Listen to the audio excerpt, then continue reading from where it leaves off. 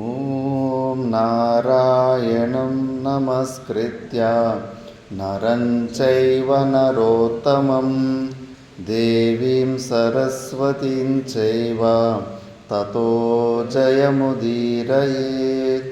ಓಂ ಶಾಂತಿ ಶಾಂತಿ ಶಾಂತಿ.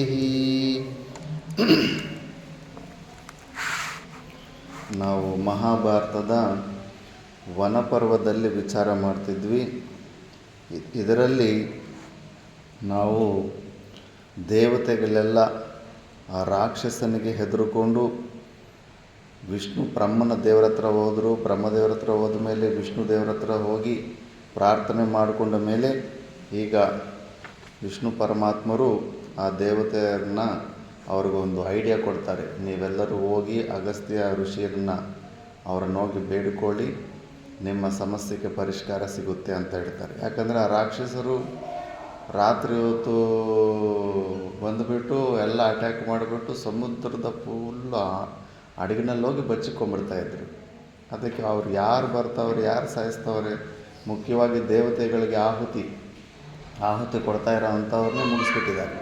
ಅವ್ರನ್ನ ಮುಗಿಸ್ಬಿಟ್ರೆಗನ ಮತ್ತೆ ಅವರಿಗೆ ಆಹುತಿ ಕೊಡಲಿಲ್ಲ ಅಂದ್ರೆಗನ ದೇವತೆಗಳು ಬಲಹೀನರಾಗ್ತಾರೆ. ಅಲ್ಲೂ ಕೂಡ ಸುಮ್ಮನೆ ಇಲ್ಲಿ ಕಂಪೇರ್ ಮಾಡಿಬಿಟ್ಟು ಸ್ವರ್ಗಕ್ಕೆ ಹೊಗಳ್ತಾ ಇರ್ತಾರೆ ಅಷ್ಟೇ ಹೊರತು ಅಲ್ಲೂ ಕೂಡ ಡಿಪೆಂಡೆನ್ಸಿ ಇರುತ್ತೆ, ಸಮಸ್ಯೆಗಳಿದ್ದಾವೆ. ನಾವು ಸರ್ವ ವೇದಾಂತ ಸಿದ್ಧಾಂತ ಸಾರದಲ್ಲಿ ವಿಚಾರ ಮಾಡ್ತೀವಿ ಸ್ವರ್ಗಲೋಕದಲ್ಲಿರೋ ಡಿಸಡ್ವಾಂಟೇಜಸ್ ಏನು ಅಂದ್ಬಿಟ್ಟು. ಆ ಥರ ಅವ್ರ ಕೈಲಿ ಆಗಲಿಲ್ಲ, ದೇವತೆಗಳ ಕೈಲಿ. ಅದಕ್ಕೆ ಇವಾಗ ವಿಷ್ಣು ಹತ್ರ ಹೋಗಿದ್ದಾರೆ. ಅಲ್ಲಿ ಏನು ನಡೆಯುತ್ತೆ ಅಂತಲೂ ವಿಚಾರ ಮಾಡೋಣ. ಮಹಾನುಭಾವನೆ, ಭೂಮಿಯಲ್ಲಿ ನಿನ್ನ ವಿಷ್ಣುವನ್ನು ಸ್ತುತಿ ಮಾಡ್ತಾವ್ರೆ ದೇವತೆಗಳು. ಭೂಮಿಯಲ್ಲಿ ನಿನ್ನಿಂದಲೇ ಸೃಷ್ಟಿಸಲ್ಪಟ್ಟಿರುವ ಬ್ರಹ್ಮ, ಕ್ಷತ್ರಿಯ, ವೈಶ್ಯ, ಶೂದ್ರರು ನಿನ್ನ ಕರುಣೆಯಿಂದಲೇ ಅಭಿವೃದ್ಧಿಯನ್ನು ಹೊಂದುತ್ತಾರೆ. ನಿನ್ನ ಇಚ್ಛೆಯಿಂದಲೇ ಪೃಥ್ವಿಯಲ್ಲಿ ಜನ್ಮ ತಾಳಿದ ಇವರೆಲ್ಲರೂ ಹವ್ಯ ಕವ್ಯಾದಿಗಳಿಂದ ನಮ್ಮನ್ನು ಪಿತೃದೇವತೆಗಳನ್ನು ತೃಪ್ತಿಪಡಿಸುತ್ತಾರೆ. ಹವ್ಯ ಕವ್ಯಗಳಿಂದ ತೃಪ್ತರಾದ ನಾವು ಕಾಲಕಾಲಕ್ಕೆ ಮಳೆ ಬೆಳೆಗಳನ್ನು ನೀಡುತ್ತೇವೆ. ಈ ರೀತಿಯಲ್ಲಿ ಲೋಕಗಳು ಅನ್ಯೋನ್ಯಾಶ್ರಯದಿಂದಲೂ ನಿನ್ನ ಅನುಗ್ರಹದಿಂದಲೂ ಯಾವ ವಿಧವಾದ ಉಪದ್ರವಗಳು ಇಲ್ಲದೆ ನಿನ್ನಿಂದ ರಕ್ಷಿಸಲ್ಪಟ್ಟು ಅಭಿವೃದ್ಧಿಯನ್ನು ಹೊಂದುತ್ತಿರುತ್ತವೆ. ಜಗತ್ಪತಿಯೇ, ಇತ್ತೀಚೆಗೆ ಭೂಲೋಕದಲ್ಲಿ ಮಾನವರು ಭಯದಿಂದ ಉದ್ವಿಗ್ನರಾಗಿದ್ದಾರೆ.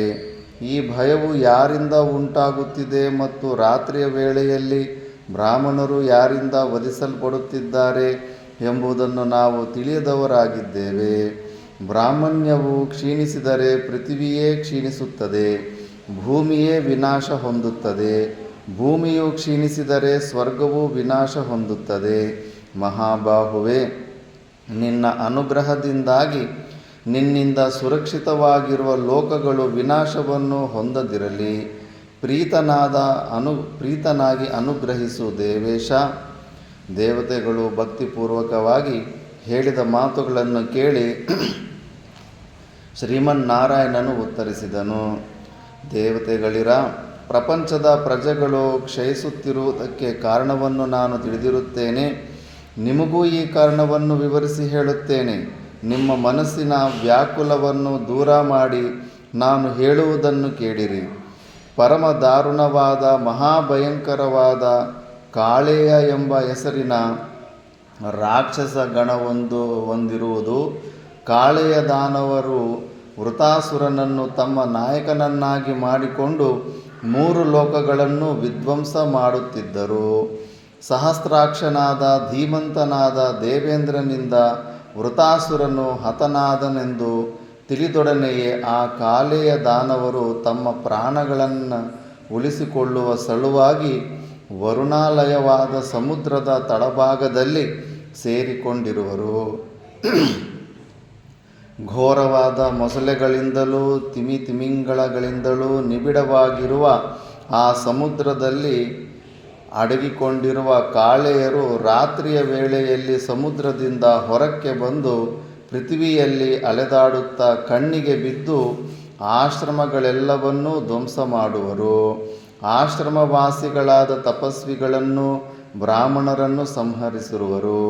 ಈ ರೀತಿಯಲ್ಲಿ 3 ಲೋಕಗಳನ್ನು ವಿನಾಶ ಮಾಡಬೇಕೆಂಬುದೇ ಅವರ ಪರಮ ಧ್ಯೇಯವಾಗಿರುವುದು. ಅವರು ಸಮುದ್ರದ ತಳಭಾಗದಲ್ಲಿ ವಾಸ ಮಾಡುತ್ತಿರುವುದರಿಂದ ಅವರನ್ನು ಸಂಹಾರ ಮಾಡುವ ಸಾಧ್ಯತೆಯೇ ಇಲ್ಲ. ಆದುದರಿಂದ ನೀವು ಸಮುದ್ರವನ್ನೇ ಶೋಷಿಸಿ ಬಿಡಲು ಸಮರ್ಥನಾದವನೊಬ್ಬನನ್ನು ಈ ಕೂಡಲೇ ಹುಡುಕಬೇಕು. ಮಹರ್ಷಿಗಳಾದ ಅಗಸ್ತ್ಯರೊಬ್ಬರನ್ನುಳಿದು ಸಮುದ್ರವನ್ನು ಶೋಷಿಸಲು ಸಮರ್ಥರಾದವರು ಈ 3 ಲೋಕಗಳಲ್ಲಿಯೇ ಬೇರ್ಯಾರೂ ಇರುವುದಿಲ್ಲ. ಸಮುದ್ರವನ್ನು ಶೋಷಿಸಿದ ಹೊರತು ಕಾಲೇಯರನ್ನು ಸಂಹಾರ ಮಾಡುವ ಸಾಧ್ಯತೆಯೂ ಇಲ್ಲ. ಮಹಾವಿಷ್ಣುವಿನ ಈ ಮಾತುಗಳನ್ನು ಕೇಳಿ ದೇವತೆಗಳು ಒಡನೆಯೇ ಚತುರ್ಮುಖನ ಬಳಿಗೆ ಹೋಗಿ ಅವನ ಅನುಮತಿಯನ್ನು ಪಡೆದು ಅಗಸ್ತ್ಯಾಶ್ರಮಕ್ಕೆ ತೆರಳಿದರು. ಬ್ರಹ್ಮಲೋಕದಲ್ಲಿ ಬ್ರಹ್ಮನನ್ನು ಸುತ್ತುವರಿದು ಬ್ರಹ್ಮನನ್ನು ಉಪಾಸನೆ ಮಾಡುತ್ತಾ ಅನೇಕಾನೇಕ ಬ್ರಹ್ಮರ್ಷಿಗಳು ಕುಳಿತಿರುವಂತೆ ಅಗಸ್ತ್ಯಾಶ್ರಮದಲ್ಲಿ ಮಹಾ ತೇಜಸ್ವಿಗಳಾದ ವರುಣನ ಪುತ್ರರಾದ ಬ್ರಹ್ಮರ್ಷಿಗಳಾದ ಅಗಸ್ತ್ಯರನ್ನು ಸುತ್ತುವರಿದು ಅನೇಕಾನೇಕ ಋಷಿ ಮಹರ್ಷಿಗಳು ಕುಳಿತಿದ್ದರು. ದೇವತೆಗಳು ಅಂತಹ ಮಹಾ ತೇಜಸ್ವಿಗಳಾದ ಎಂದಿಗೂ ಧರ್ಮ ಮಾರ್ಗದಿಂದ ಚ್ಯುತರಾಗದ ಆಶ್ರಮಸ್ಥರಾದ ತಪೋರಾಶಿಯಾದ ಸ್ವಕರ್ಮಾನುಷ್ಠಾನದಲ್ಲಿಯೇ ನಿಯತ ಮನಸ್ಕರಾದ ಮೈತ್ರಾವರುಣಿ ಮಹರ್ಷಿಗಳನ್ನು ಅಗಸ್ತ್ಯರಿಗೆ ಇನ್ನೊಂದು ಹೆಸರು ಮೈತ್ರಾವರುಣಿ ಮಹರ್ಷಿ ಅಂತ ಅವರನ್ನು ಪ್ರಾರ್ಥಿಸಿದರು. ಮಹರ್ಷಿಗಳೇ, ತಮ್ಮ ಪ್ರಭಾವವನ್ನು ಎಷ್ಟು ಹೇಳಿದರೂ ಸಾಲದು. ಪೂರ್ವದಲ್ಲಿ ನಹುಷನಿಂದ ಪರಿತಪ್ತರಾಗಿದ್ದ ತ್ರಿಲೋಕವಾಸಿಗಳಿಗೆ ನೀವೇ ಶರಣ್ಯರಾದಿರಿ. ಲೋಕಕಂಟಕನಾಗಿದ್ದ ಮಂದಾಂಧನಾಗಿದ್ದ ಅವನು ಸ್ವರ್ಗಲೋಕದಿಂದಲೂ ಸ್ವರ್ಗ ಸಿಂಹಾಸನದಿಂದಲೂ ಭ್ರಷ್ಟನಾಗಿ ಹೋದನು. ಹಿಂದೊಂದು ಸಮಯದಲ್ಲಿ ವಿಂಧ್ಯಾಪರ್ವತನು ಕುಪಿತನಾಗಿ ಸೂರ್ಯನ ಗತಿಯನ್ನೇ ತಡೆದು ಬಿಡಬೇಕೆಂದು ಬೆಳೆಯತೊಡಗಿದನು. ಅದರಿಂದ ಪ್ರಪಂಚಕ್ಕೆ ಮಹತ್ತರವಾದ ಹಾನಿಯುಂಟಾಗುತ್ತಿದ್ದಿತು. ಆ ಸಮಯದಲ್ಲಿ ನೀವು ವಿಂಧ್ಯನ ಸಮೀಪಕ್ಕೆ ಹೋಗಿ ಅವನ ಬೆಳವಣಿಗೆಯು ಕುಂಠಿತವಾಗುವಂತೆ ಮಾಡಿದಿರಿ. ಅದರಿಂದಾಗಿ ಲೋಕಕ್ಷೇಮವು ಉಂಟಾಯಿತು. ಲೋಕವು ತಮಸ್ಸಿನಿಂದ ಆವರಿಸಲ್ಪಟ್ಟಿದ್ದಾಗಿ ಪ್ರಜೆಗಳು ಮೃತ್ಯುವಿನಿಂದ ಪೀಡಿತರಾಗಿದ್ದಾಗ ಮಹಾತ್ಮರಾದ ನಿಮ್ಮನ್ನು ಶರಣ್ಯರನ್ನಾಗಿ ಪಡೆದು ಪ್ರಜೆಗಳು ಮೃತ್ಯುವಿನಿಂದ ಪಾರಾಗಿದ್ದಾರೆ. ಆದುದರಿಂದ ಸಕಲ ಚರಾಚರ ಪ್ರಾಣಿಗಳಿಗೂ ನೀವೊಬ್ಬರೇ ನಾಥರು. ಮಹಾನುಭಾವರೇ, ಭಯದಿಂದ ವಿಹ್ವಲರಾಗಿರುವ ನಮಗೂ ನೀವೇ ದಿಕ್ಕು. ಆರ್ತರಾಗಿರುವ ನಾವು ನಿಮ್ಮನ್ನು ಪ್ರಾರ್ಥಿಸುವ ಸಲುವಾಗಿ ನಿಮ್ಮ ಬಳಿಗೆ ಬಂದಿರುತ್ತೇವೆ. ವರದರಾಗಿರುವ ನೀವು ನಾವು ಕೇಳಲಿರೋ ವರವನ್ನು ಕೊಟ್ಟು ನಮ್ಮ ಭೀತಿಯನ್ನು ದೂರ ಮಾಡಲು ಸಮರ್ಥರಾಗಿರುವಿರಿ. ಯುಧಿಷ್ಠಿರನು ಲೋಮಶರನ್ನು ಪ್ರಶ್ನಿಸಿದನು, ಮಹರ್ಷಿಗಳೇ, ಯಾವ ಕಾರಣದಿಂದಾಗಿ ವಿಂಧ್ಯನು ಕ್ರೋಧಮೂರ್ಛಿತನಾಗಿ ಬೆಳೆಯತೊಡಗಿದನೆಂಬುದನ್ನು ಸವಿಸ್ತಾರವಾಗಿಯೇ ತಿಳಿದುಕೊಳ್ಳಿಚ್ಛಿಸಿದ್ದೇನೆ.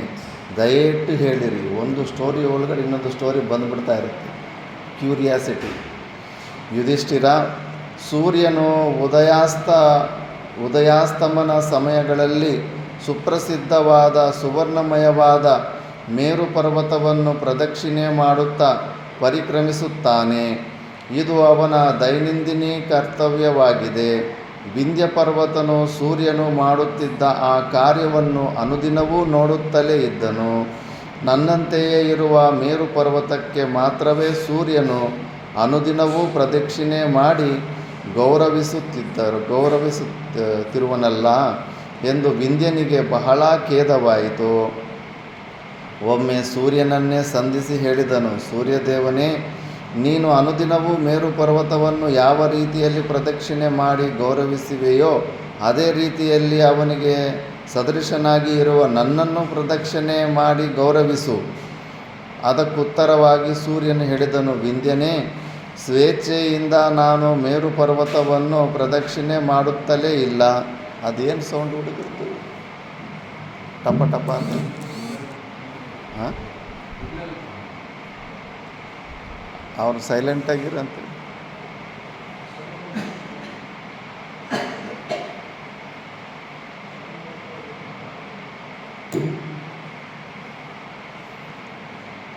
ವಿಂಧ್ಯನೇ, ಸ್ವೇಚ್ಛೆಯಿಂದ ನಾನು ಮೇರು ಪರ್ವತವನ್ನು ಪ್ರದಕ್ಷಿಣೆ ಮಾಡುತ್ತಲೇ ಇಲ್ಲ, ಗೌರವಿಸುತ್ತಲೂ ಇಲ್ಲ. ಈ ಪ್ರಪಂಚದ ಸೃಷ್ಟಿ ಸ್ಥಿತಿ ಲಯಗಳಿಗೆ ಕಾರಣರಾದವರು ನನ್ನ ಚಲನೆಗೆ ಈ ಮಾರ್ಗವನ್ನು ನಿರ್ಣಯಿಸಿದ್ದಾರೆ. ಅವರು ನಿರ್ಣಯಿಸಿರುವ ಈ ಮಾರ್ಗವನ್ನು ಬಿಟ್ಟು ಸ್ವೇಚ್ಛೆಯಿಂದ ಒಂದು ಹೆಜ್ಜೆ ಮುಂದಿಡಲು, ಹಿಂದಿಡಲು ಅಥವಾ ಅಕ್ಕಪಕ್ಕಗಳಲ್ಲಿಡಲು ನಾನು ಸ್ವತಂತ್ರನಲ್ಲ. ಯುಧಿಷ್ಠಿರ, ಸೂರ್ಯನು ಹೀಗೆ ಹೇಳಿದೊಡನೆಯೇ ವಿಂಧ್ಯನಿಗೆ ಮಹಾಕೋಪವುಂಟಾಯಿತು. ಸೂರ್ಯಚಂದ್ರರ ಗತಿಯನ್ನೇ ತಡೆದು ಬಿಡುವನೆಂದು ನಿಶ್ಚಯಿಸಿ ಎತ್ತರವಾಗಿ ಬೆಳೆಯಲು ಪ್ರಕ್ರಮಿಸಿದನು. ವಿಂಧ್ಯನು ತನ್ನ ಮೇರೆಯನ್ನು ಮೀರಿ ಮೇಲ್ಮುಖವಾಗಿ ಬೆಳೆಯುತ್ತಿರುವುದನ್ನು ಕಂಡು ದೇವತೆಗಳು ಭೀತರಾಗಿ ವಿಂಧ್ಯನ ಬಳಿಗೆ ಬಂದು ಸೃಷ್ಟಿಕ್ರಮದ ವ್ಯವಸ್ಥೆಯನ್ನು ಅವ್ಯವಸ್ಥೆಗೊಳಿಸಲು ಯತ್ನಿಸಬಾರದೆಂದು ಬಹುವಾಗಿ ಕೇಳಿಕೊಂಡರು. ದೇವತೆಗಳ ಮಾತಿಗೆ ವಿಂಧ್ಯನು ಮಣಿಯಲಿಲ್ಲ. ದೇವತೆಗಳು ತಮ್ಮಲ್ಲಿಯೇ ಸಮಾಲೋಚಿಸಿ ಅಗಸ್ತ್ಯರನ್ನುಳಿದು ತಮಗೆ ಬೇರ್ಯಾರೂ ರಕ್ಷಕರಿಲ್ಲವೆಂದು ನಿಶ್ಚಯಿಸಿ ಆಶ್ರಮಸ್ಥರಾಗಿದ್ದ ತಪಸ್ವಿಗಳಾದ ಧರ್ಮಾತ್ಮರುಗಳಲ್ಲಿ ಶ್ರೇಷ್ಠರಾದ ಅದ್ಭುತವಾದ ವೀರ್ಯದಿಂದ ಕೂಡಿರುವ ಮಹಾ ತೇಜಸ್ವಿಗಳಾದ ಅಗಸ್ತ್ಯರನ್ನು ಸಂದರ್ಶಿಸಿ ಬದ್ಧಾಂಜಲಿಗಳಾಗಿ ಅವರನ್ನು ಕುರಿತು ಈ ಮಾತುಗಳನ್ನು ಹೇಳಿದರು.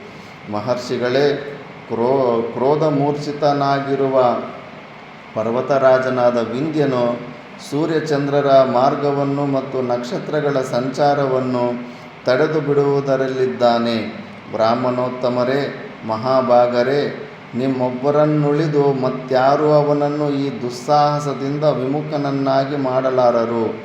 ಆದುದರಿಂದ ನೀವು ದಯಮಾಡಿ ಅವನ ಈ ಕಾರ್ಯವನ್ನು ಪ್ರತಿಬಂಧಿಸಿರಿ. ದೇವತೆಗಳ ಪ್ರಾರ್ಥನೆಯನ್ನು ಕೇಳಿ ಕರುಣಾಮಯರಾದ ಅಗಸ್ತ್ಯರು ವಿಂಧ್ಯ ಪರ್ವತದ ಸಮೀಪಕ್ಕೆ ತೆರಳಿದರು. ಲೋಪಾಮುದ್ರೆಯೊಡನೆ ಆಗಮಿಸಿದ ಅಗಸ್ತ್ಯರು ವಿಂಧ್ಯನನ್ನು ಕುರಿತು ಹೇಳಿದರು. ಪರ್ವತರಾಜನೇ, ನಾನು ಒಂದು ಕಾರ್ಯಾರ್ಥವಾಗಿ ದಕ್ಷಿಣದ ಕಡೆಗೆ ಹೋಗಬೇಕಾಗಿದೆ. ಆದುದರಿಂದ ದಕ್ಷಿಣ ದೇಶಕ್ಕೆ ಪ್ರಯಾಣ ಮಾಡಲು ನನಗೆ ಮಾರ್ಗವನ್ನು ಮಾಡಿಕೊಡು. ನಿನ್ನನ್ನು ಹತ್ತಿ ಹೋಗಲು ಅವಕಾಶವನ್ನು ಕಲ್ಪಿಸಿಕೊಡು. ಮತ್ತೊಂದು ವಿಷಯವೇನೆಂದರೆ, ನಾನು ಪುನಃ ಬರುವವರೆಗೂ ನೀನು ಈಗಿನಂತೆಯೇ ಇರಬೇಕು. ನೀನು ಅಗಾಧವಾಗಿ ಬೆಳೆದು ಬಿಟ್ಟರೆ ನಾನು ಪುನಃ ಉತ್ತರಕ್ಕೆ ಹಿಂದಿರುಗಲು ಸಾಧ್ಯವಾಗದಿರಬಹುದು. ನಾನು ಉತ್ತರಕ್ಕೆ ಹಿಂದಿರುಗಿದನೆಂದರೆ ನಿನ್ನ ಇಚ್ಛೆಯಂತೆ ನೀನು ಬೆಳೆಯಬಹುದಾಗಿದೆ. ಮಹರ್ಷಿಗಳ ಈ ಮಾತಿಗೆ ವಿಂಧ್ಯನು ಒಪ್ಪಿದನು. ತನ್ನ ಮೇಲೆ ಹತ್ತಿ ಹೋಗಲು ಲೋಪಾಮುದ್ರ ಸಮೇತರಾದ ಅಗಸ್ತ್ಯರಿಗೆ ಮಾರ್ಗವನ್ನು ಮಾಡಿಕೊಟ್ಟನು. ಅಗಸ್ತ್ಯರ ನಿರ್ದೇಶದಂತೆ ತನ್ನ ಬೆಳವಣಿಗೆಯನ್ನು ಸ್ಥಗಿತಗೊಳಿಸಿದನು. ಆದರೆ ಮುಂದೆ ಅಗಸ್ತ್ಯರು ದಕ್ಷಿಣದಿಂದ ಉತ್ತರಕ್ಕೆ ಹಿಂದಿರುಗಳೂ ಇಲ್ಲ. ಸೌತ್ ಇಂಡಿಯಾಗೆ ಬಂದು ಸೆಟ್ಲ್ ಆಗಿಬಿಟ್ರು ಅಗಸ್ತ್ಯ ಮಹರ್ಷಿ. ವಿಂಧ್ಯನು ಸೂರ್ಯಚಂದ್ರರ ಗತಿಯನ್ನು ನಿರೋಧಿಸಲು ಪುನಃ ಬೆಳೆಯಲೂ ಇಲ್ಲ. ಮತ್ತೆ ವಾಪಸ್ ಮಾತು ಕೊಟ್ಟಿದ್ದಾನೆ, ಬೆಳೆಯಲೂ ಇಲ್ಲ. ಯುಧಿಷ್ಠಿರ, ನಿನ್ನ ವಿಂಧ್ಯಾಚಲ ಅಂತ ಕುಂಭಮೇಳದಲ್ಲಿ ಹೋಗಿದ್ವಳ ನಾವು, ವಿಂಧ್ಯಾವಾಸಿನಿ, ಅಲ್ಲಿ ನೋಡಿದ್ರೆ ಬೆಟ್ಟ ಮಲ್ಕೊಂಡಂಗೆ ಇದೆ ಅದು. ಯುಧಿಷ್ಠಿರ, ನಿನ್ನ ಆಶಯದಂತೆ ವಿಂಧ್ಯನು ಕೋಪಿಸಿಕೊಂಡುದಕ್ಕೆ ಕಾರಣವನ್ನು ಮತ್ತು ಅಗಸ್ತ್ಯರ ಪ್ರಭಾವದಿಂದಾಗಿ ವಿಂಧ್ಯನು ತನ್ನ ಬೆಳವಣಿಗೆಯನ್ನು ಸ್ಥಗಿತಗೊಳಿಸಿದ್ದನ್ನು ನಿನಗೆ ಸವಿಸ್ತಾರವಾಗಿ ಹೇಳಿರುತ್ತೇನೆ. ಮುಂದೆ ದೇವತೆಗಳು ಅಗಸ್ತ್ಯರಲ್ಲಿ ಮಾಡಿದ ಪ್ರಾರ್ಥನೆಯ ಫಲವಾಗಿ ಕಾಲೇಯರು ಹೇಗೆ ಸಂಹಾರ ಮಾಡಲ್ಪಟ್ಟರೆಂಬ ಇತಿಹಾಸವನ್ನು ಹೇಳುವೆನು, ಕೇಳುವನಾಗು. ದೇವತೆಗಳು ಮಾಡಿದ ಸ್ತೋತ್ರದಿಂದ ಸುಪ್ರೀತರಾದ ಅಗಸ್ತ್ಯರು ಅವರನ್ನು ಪ್ರಶ್ನಿಸಿದರು. ನೀವೆಲ್ಲರೂ ಇಲ್ಲಿಗೇಕೆ ಆಗಮಿಸಿರುವಿರಿ? ನನ್ನಿಂದ ಯಾವ ವರವನ್ನು ಪಡೆಯಲು ಇಚ್ಛಿಸಿರುವಿರಿ? ಅಗಸ್ತ್ಯರ ಪ್ರಶ್ನೆಗಳಿಗೆ ಉತ್ತರವಾಗಿ ದೇವತೆಗಳು ಹೇಳಿದರು. ಮಹಾತ್ಮರೇ, ಸುರಾಸುರರಿಂದಲೂ ಸಾಧಿಸಲು ಸಾಧ್ಯವಾದ ಒಂದು ಕಾರ್ಯವನ್ನು ನೀವು ಸಾಧಿಸಬೇಕಾಗಿದೆ. ಅದೇನೆಂದರೆ, ಮಹಾಸಮುದ್ರವನ್ನು ನೀವು ಪಾನ ಮಾಡಿ ಬತ್ತಿಸಿಬಿಡಬೇಕು. ಆ ಸಮುದ್ರದಲ್ಲಿ ದೇವತೆಗಳಿಗೆ ಶತ್ರುಗಳಾದ ಕಾಲೇಯರೆಂಬ ರಾಕ್ಷಸರು ಸೇರಿಕೊಂಡಿರುತ್ತಾರೆ. ಅವರು ರಾತ್ರಿಯ ವೇಳೆಯಲ್ಲಿ ಹೊರಗೆ ಬಂದು ಭೂಮಿಯ ಮೇಲಿರುವ ಋಷ್ಯಾಶ್ರಮಗಳೆಲ್ಲವನ್ನೂ ಧ್ವಂಸ ಮಾಡುತ್ತಿದ್ದಾರೆ. ಕರುಣಾಮಯರಾದ ನೀವು ಸಮುದ್ರವನ್ನು ಪಾನ ಮಾಡಿ ಒಣಗಿಸಿದರಾದರೆ ನಾವೆಲ್ಲರೂ ಸೇರಿ ಕಾಳೆಯರನ್ನು ಅವರ ಅನುಬಂಧಿಗಳನ್ನು ನಿರ್ಮೂಲ ಮಾಡಿಬಿಡುವೆವು.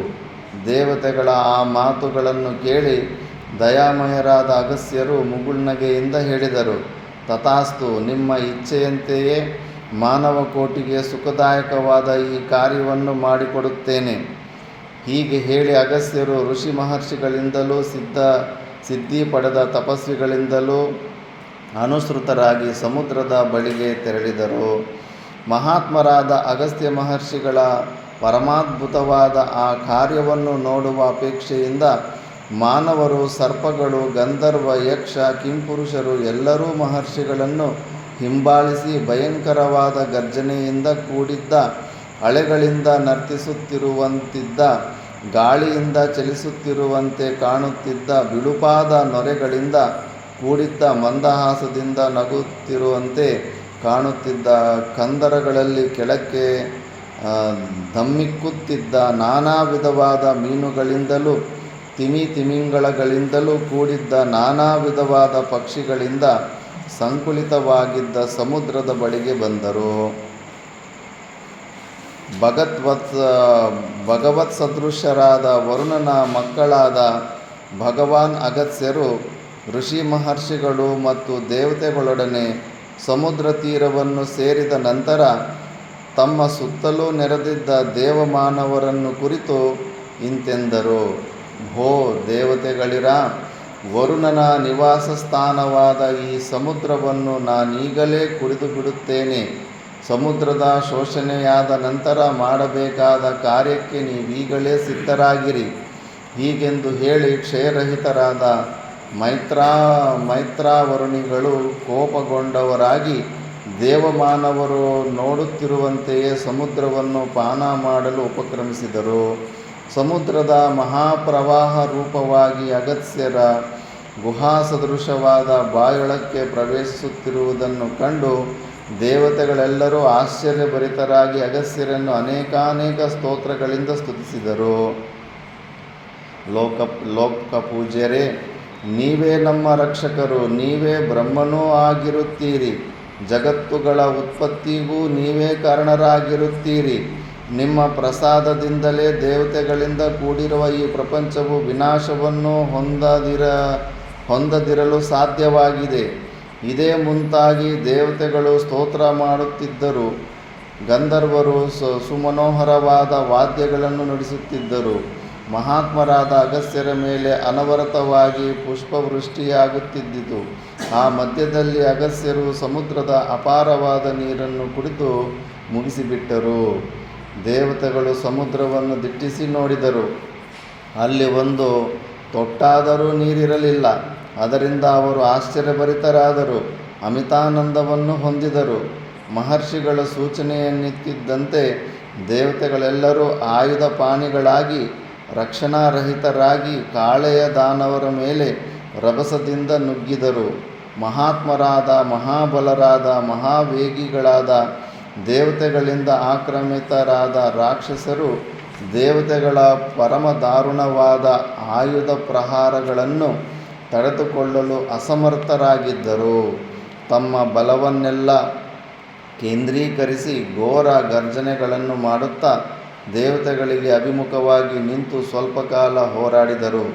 ಆದರೆ ಪಾಪಭೂಯಿಷ್ಠರಾದ ಕ್ರೂರಿಗಳಾದ ದಾನವರು ನಿರ್ದೋಷಿಗಳಾದ ತಪಸ್ವಿಗಳನ್ನು ಕೊಂದು ಅವರ ತಪಪ್ರಭಾವದಿಂದ ಆ ಮೊದಲೇ ದಗ್ಧರಾಗಿ ಹೋಗಿದ್ದುದರಿಂದ ನಿಸ್ತೇಜರಾಗಿ ಮಾಡಲ್ಪಟ್ಟಿದ್ದರಿಂದ ದೇವತೆಗಳೊಡನೆ ಹೆಚ್ಚು ಕಾಲ ಸೆಣಸಲು ಆ ದಾನವರಿಗೆ ಸಾಧ್ಯವಾಗಲಿಲ್ಲ. ದೇವಬ್ರಾಹ್ಮಣರ ರಕ್ಷಣೆಗಾಗಿ ಯುದ್ಧ ಮಾಡುತ್ತಿದ್ದ ದೇವತೆಗಳು ಸ್ವಲ್ಪ ಕಾಲದಲ್ಲಿಯೇ ಕಾಳೆಯ ದಾನವರನ್ನು ನಿರ್ಮೂಲ ಮಾಡಿದರು. ಕರ್ಣಕುಂಡಲಗಳನ್ನು ಭುಜಕೀರ್ತಿಗಳನ್ನು ಧರಿಸಿದ್ದ ದಾನವರು ದೇವತೆಗಳ ವರಾಯುಧಗಳಿಂದ ಕತ್ತರಿಸಲ್ಪಟ್ಟವರಾಗಿ ಹೂಗಳಿಂದ ತುಂಬಿರುವ ಮತ್ತು ಮುತ್ತುಗದ ಗಿಡಗಳಂತೆ ಪ್ರಕಾಶಿಸಿದರು. ಅಳಿದುಳಿದು 10 ಮಂದಿ ಕಾಳೆಯ ದಾನವರು ದೇವತೆಗಳ ಪ್ರಹಾರವನ್ನು ತಪ್ಪಿಸಿಕೊಂಡು ತಮ್ಮ ಭುಜಬಲದಿಂದ ಭೂಮಿಯನ್ನು ಸೀಳಿಕೊಂಡು ತನ್ಮೂಲಕವಾಗಿ ಪಾತಾಳ ಲೋಕವನ್ನು ಹೊಕ್ಕು ಪ್ರಾಣ ಉಳಿಸಿಕೊಂಡರು. ಕಾಲೇಯ ದಾನವರನ್ನು ಧ್ವಂಸ ಮಾಡಿ ಕೃತಕೃತ್ಯರಾದ ದೇವತೆಗಳು ಪುನಃ ಅಗಸ್ತ್ಯರ ಬಳಿಗೆ ಬಂದು ಮಹರ್ಷಿಗಳನ್ನು ಬಹುವಾಗಿ ಸ್ತೋತ್ರ ಮಾಡುತ್ತಾ ಹೇಳಿದರು. ಮಹಾಭಾಗರೇ, ಮಹಾತ್ಮರೇ, ನಿಮ್ಮ ಅನುಗ್ರಹದಿಂದಾಗಿ 3 ಲೋಕಗಳಿಗೂ ಮಹಾಸುಖ ಉಂಟಾಯಿತು. ಮಹಾಪರಾಕ್ರಮಿಗಳೆನಿಸಿದ್ದ ಕಾಲೇಯರನ್ನು ನಿಮ್ಮಿಂದ ಅನುಗ್ರಹಿತರಾದ ನಾವು ಧ್ವಂಸ ಮಾಡಿದೆವು. ನಿಮ್ಮ ಅಪಾರವಾದ ಶಕ್ತಿಯಿಂದಲೇ ಅವರು ನಿರ್ನಾಮ ಹೊಂದಿದರು. ಜಗದುತ್ಪಾದಕರೇ, ನೀವು ಕುಡಿದಿರುವ ಸಮುದ್ರದ ನೀರನ್ನು ಉತ್ಸರ್ಜಿಸಿ ಬತ್ತಿ ಹೋಗಿರುವ ಸಮುದ್ರವನ್ನು ತುಂಬಿರಿ. ಹೀಗೆ ಹೇಳಿದ ದೇವತೆಗಳಿಗೆ ಅಗಸ್ತ್ಯರು ಉತ್ತರಿಸಿದರು. ದೇವತೆಗಳಿರ, ನಾನು ಕುಡಿದ ಸಮುದ್ರದ ನೀರು ಈಗಾಗಲೇ ಜೀರ್ಣವಾಗಿ ಹೋಗಿರುವುದು. ಸಮುದ್ರವನ್ನು ಪುನಃ ತುಂಬಿಸಬೇಕಾದರೆ ನೀವು ಪ್ರಯತ್ನಪೂರ್ವಕವಾಗಿ ಬೇರ್ಯಾವುದಾದರೂ ಉಪಾಯವನ್ನು ಯೋಚಿಸಲೇಬೇಕು. ಭಾವಿತಾತ್ಮರಾದ ಮಹರ್ಷಿಗಳ ಈ ಮಾತನ್ನು ಕೇಳಿ ದೇವತೆಗಳು ವಿಸ್ಮಿತರು ಮತ್ತು ವಿಷಣ್ಣರೂ ಆದರು.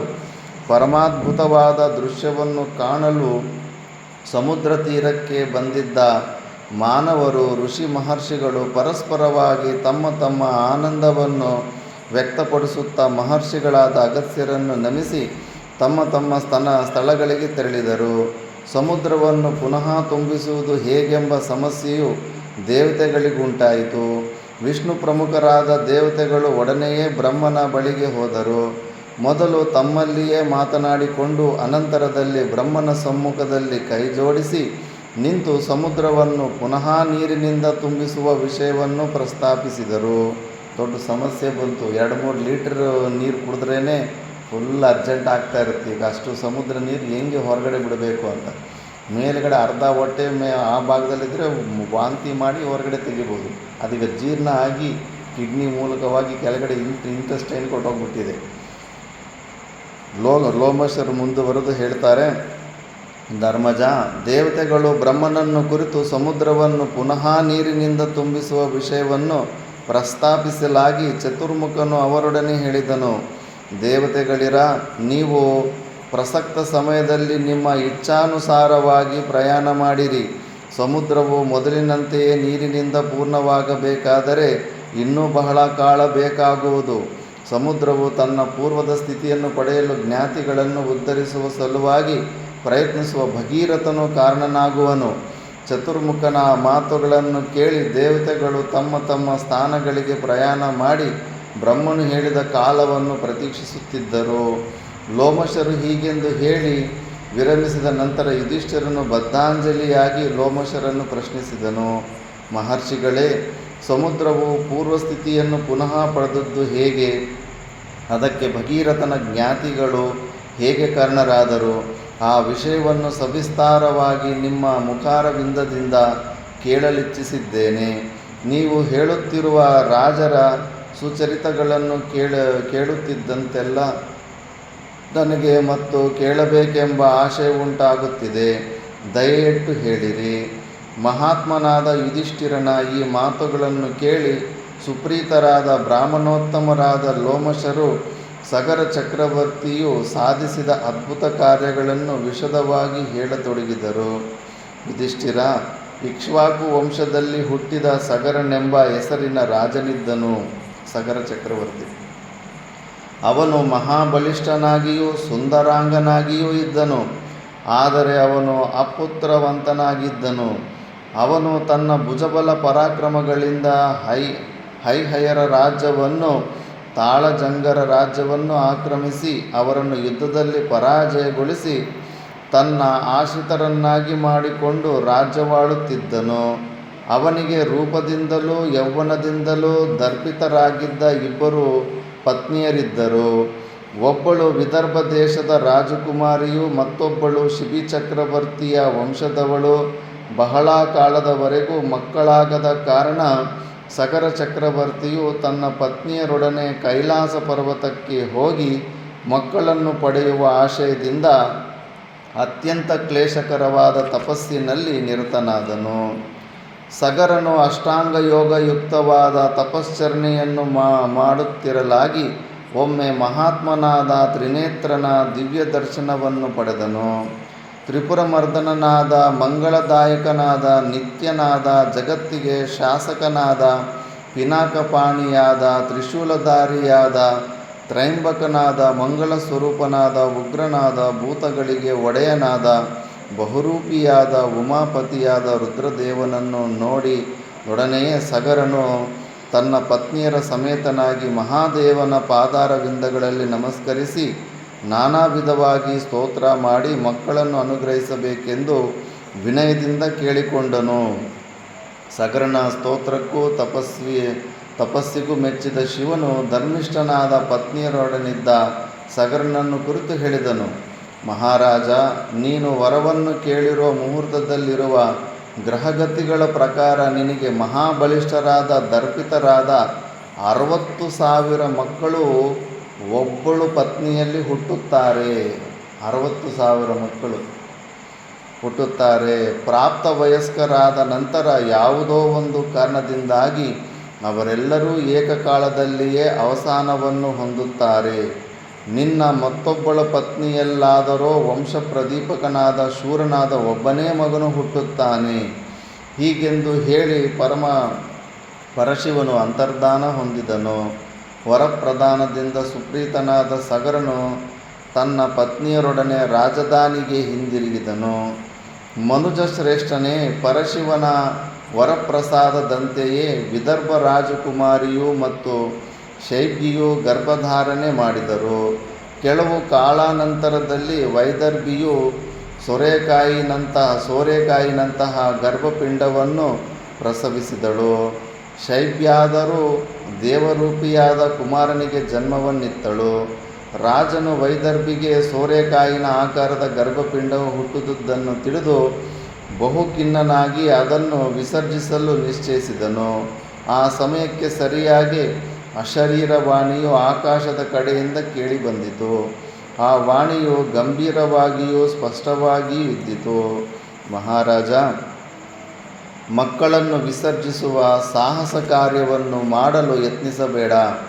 ಸೋರೆಕಾಯಿನ ರೂಪದಲ್ಲಿರುವ ಈ ಗರ್ಭಪಿಂಡವನ್ನು ಮಧ್ಯಕ್ಕೆ ಸರಿಯಾಗಿ ಕತ್ತರಿಸಿ ಅದರಲ್ಲಿರುವ ಬೀಜಗಳನ್ನು ತೆಗೆದು ಜಾಗರೂಕತೆಯಿಂದ ಕಾಪಾಡು. ಆ ಗರ್ಭಪಿಂಡದಲ್ಲಿ ಎಷ್ಟು ಬೀಜಗಳಿವೆಯೋ ಅಷ್ಟು ಬೀಜಗಳನ್ನು ಪ್ರತ್ಯೇಕಿಸಿ ಒಂದೊಂದು ಬೀಜವನ್ನು ಒಂದೊಂದು ಪಾತ್ರೆಯಲ್ಲಿಟ್ಟು ಆ ಪಾತ್ರೆಗಳ ಅರ್ಧ ಭಾಗವನ್ನು ತುಪ್ಪದಿಂದ ತುಂಬಿಸು. ಎಲ್ಲ ಪಾತ್ರೆಗಳನ್ನು ಶಾಖವಾಗಿಟ್ಟಿರಬೇಕು. ಸ್ವಲ್ಪ ಕಾಲ ನಂತರದಲ್ಲಿ ಆ ಪಾತ್ರೆಗಳ ಮೂಲಕವಾಗಿ ನೀನು 60,000 ಮಂದಿ ಮಕ್ಕಳನ್ನು ಪಡೆಯುವೆ. ಮಹಾರಾಜ, ಮಹಾದೇವನು ನಿನಗೆ 60,000 ಮಂದಿ ಮಕ್ಕಳಾಗುವಂತೆ ವಿಧಾಯಕ ಮಾಡಿದ್ದಾನೆ. ಪರಶಿವನ ಮಾತನ್ನು ಸುಳ್ಳಾಗಿಸಲು ಯತ್ನಿಸಬೇಡ, ಅದು ಸಾಧ್ಯವೂ ಇಲ್ಲ. ಆದುದರಿಂದ ಈ ಗರ್ಭಪಿಂಡವನ್ನು ಪರಿತ್ಯಾಗ ಮಾಡಬೇಕೆನ್ನುವ ನಿನ್ನ ಆಶಯವನ್ನು ದೂರ ಮಾಡಿ ನಾನು ಹೇಳಿದ ರೀತಿಯಲ್ಲಿ ಅದರಲ್ಲಿರುವ 60,000 ಬೀಜಗಳನ್ನು ತುಪ್ಪದ ಪಾತ್ರೆಯಲ್ಲಿಟ್ಟು ಕಾಪಾಡು. ಯುಧಿಷ್ಠಿರ, ಸಗರನು ಆಕಾಶದ ಕಡೆಯಿಂದ ಬಂದ ಅಶರೀರವಾಣಿಯನ್ನು ಕೇಳಿ ಆ ವಾಣಿಯಲ್ಲಿ ನಂಬಿಕೆಯನ್ನಿಟ್ಟು ಅದು ಹೇಳಿದಂತೆಯೇ ಎಲ್ಲವನ್ನೂ ಮಾಡಲು ನಿರ್ಧರಿಸಿದನು. ಗರ್ಭಪಿಂಡದಲ್ಲಿದ್ದ 60,000 ಬೀಜಗಳನ್ನು ಪ್ರತ್ಯೇಕಿಸಿ 60,000 ಘೃತಪೂರ್ಣವಾದ ಭಾಂಡಗಳನ್ನು ತರಿಸಿ ಅವುಗಳಲ್ಲಿ ನಿಕ್ಷೇಪಿಸಿದನು. ಅವುಗಳನ್ನು ಜಾಗರೂಕತೆಯಿಂದ ನೋಡಿಕೊಳ್ಳಲು 60,000 ದಾಸಿಯರು ರಾಜನಿಂದ ನಿಯುಕ್ತರಾದರು. ಅನೇಕ ವರ್ಷಗಳು ಕಳೆದ ನಂತರ ಘೃತಭಾಂಡಗಳಿಂದ ಮಹಾಬಲಶಾಲಿಗಳು ಅಮಿತ ಪರಾಕ್ರಮಿಗಳೂ ಆದ 60,000 ಮಂದಿ ಮಕ್ಕಳು ಹುಟ್ಟಿದರು. ರುದ್ರದೇವನ ಅನುಗ್ರಹದಂತೆ ತಪಸ್ವಿಯಾದ ರಾಜನು ಈ ರೀತಿಯಲ್ಲಿ 60,000 ಮಕ್ಕಳನ್ನು ಪಡೆದನು. ಯುಧಿಷ್ಠಿರ, ಸಗರನ ಆ 60,000 ಮಕ್ಕಳು ಮಹಾಘೋರ ರೂಪಿಗಳೂ ಕ್ರೂರ ಕರ್ಮಿಗಳೂ ಆಗಿದ್ದರು. ಅವರಿಗೆ ದೇವತೆಗಳಂತೆ ಆಕಾಶ ಮಾರ್ಗದಲ್ಲಿ ಸಂಚರಿಸುವ ಸಾಮರ್ಥ್ಯವೂ ಇದ್ದಿತು. ಅವರು ತಮ್ಮ ಸಾಂಖ್ಯಾಬಲದಿಂದಾಗಿ ಮತ್ತು ಅಮಿತ ಪರಾಕ್ರಮದಿಂದಾಗಿ ದೇವತೆಗಳನ್ನು ಕೂಡ ಲೆಕ್ಕಿಸುತ್ತಿರಲಿಲ್ಲ. ದೇವತೆಗಳನ್ನು, ಗಂಧರ್ವರನ್ನು, ರಾಕ್ಷಸರನ್ನು ಪೀಡಿಸತೊಡಗಿದರು.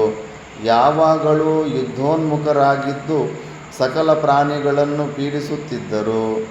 ಮಂದಬುದ್ಧಿಯ ಆ ಸಗರ ಪುತ್ರರಿಂದ ಪೀಡಿತರಾದ ದೇವಗಂಧರ್ವ ಮಾನವರು ರಕ್ಷಣೆಗಾಗಿ ಬ್ರಹ್ಮನನ್ನು ಆಶ್ರಯಿಸಿದರು. ಭೂತ ಭವಿಷ್ಯದ್ ವರ್ತಮಾನಗಳನ್ನು ತಿಳಿದಿದ್ದ ಬ್ರಹ್ಮನು, ದೇವಗಂಧರ್ವ ಮಾನವರೇ, ನೀವು ಬಂದಿರುವ ಕಾರಣವನ್ನು ನಾನು ತಿಳಿದಿರುವೆನು. ನೀವು ನಿಶ್ಚಿಂತರಾಗಿ ನಿಮ್ಮ ನಿಮ್ಮ ನಿವಾಸಗಳಿಗೆ ತೆರಳಿರಿ. ಅತ್ಯಲ್ಪ ಕಾಲದಲ್ಲಿಯೇ ಸ್ವಾಪರಾಧದಿಂದಲೇ ಸಗರನ ಮಕ್ಕಳು ವಿನಾಶ ಹೊಂದುತ್ತಾರೆ. ನಿಮಗೆ ಅವರಿಂದ ಪೀಡೆಯೂ ತಪ್ಪುತ್ತದೆ ಎಂದು ಹೇಳಿದನು. ಬ್ರಹ್ಮನಿಂದ ಈ ರೀತಿಯಲ್ಲಿ ಆಶ್ವಾಸನೆಯನ್ನು ಪಡೆದ ದೇವ ಗಂಧರ್ವ ಮಾನವರು ಸಂತುಷ್ಟ ಚಿತ್ತರಾಗಿ ಬ್ರಹ್ಮನಿಗೆ ನಮಸ್ಕರಿಸಿ ಅವನ ಅನುಮತಿಯನ್ನು ಪಡೆದು ತಮ್ಮ ತಮ್ಮ ನಿವಾಸಗಳಿಗೆ ಹಿಂದಿರುಗಿದರು. ಯುಧಿಷ್ಠಿರ, ಇತ್ತಲಾಗಿ ಸಗರ ಚಕ್ರವರ್ತಿಯು ಅಶ್ವಮೇಧ ಯಾಗ ಮಾಡಲು ದೀಕ್ಷೆಯನ್ನು ಕೈಗೊಂಡನು.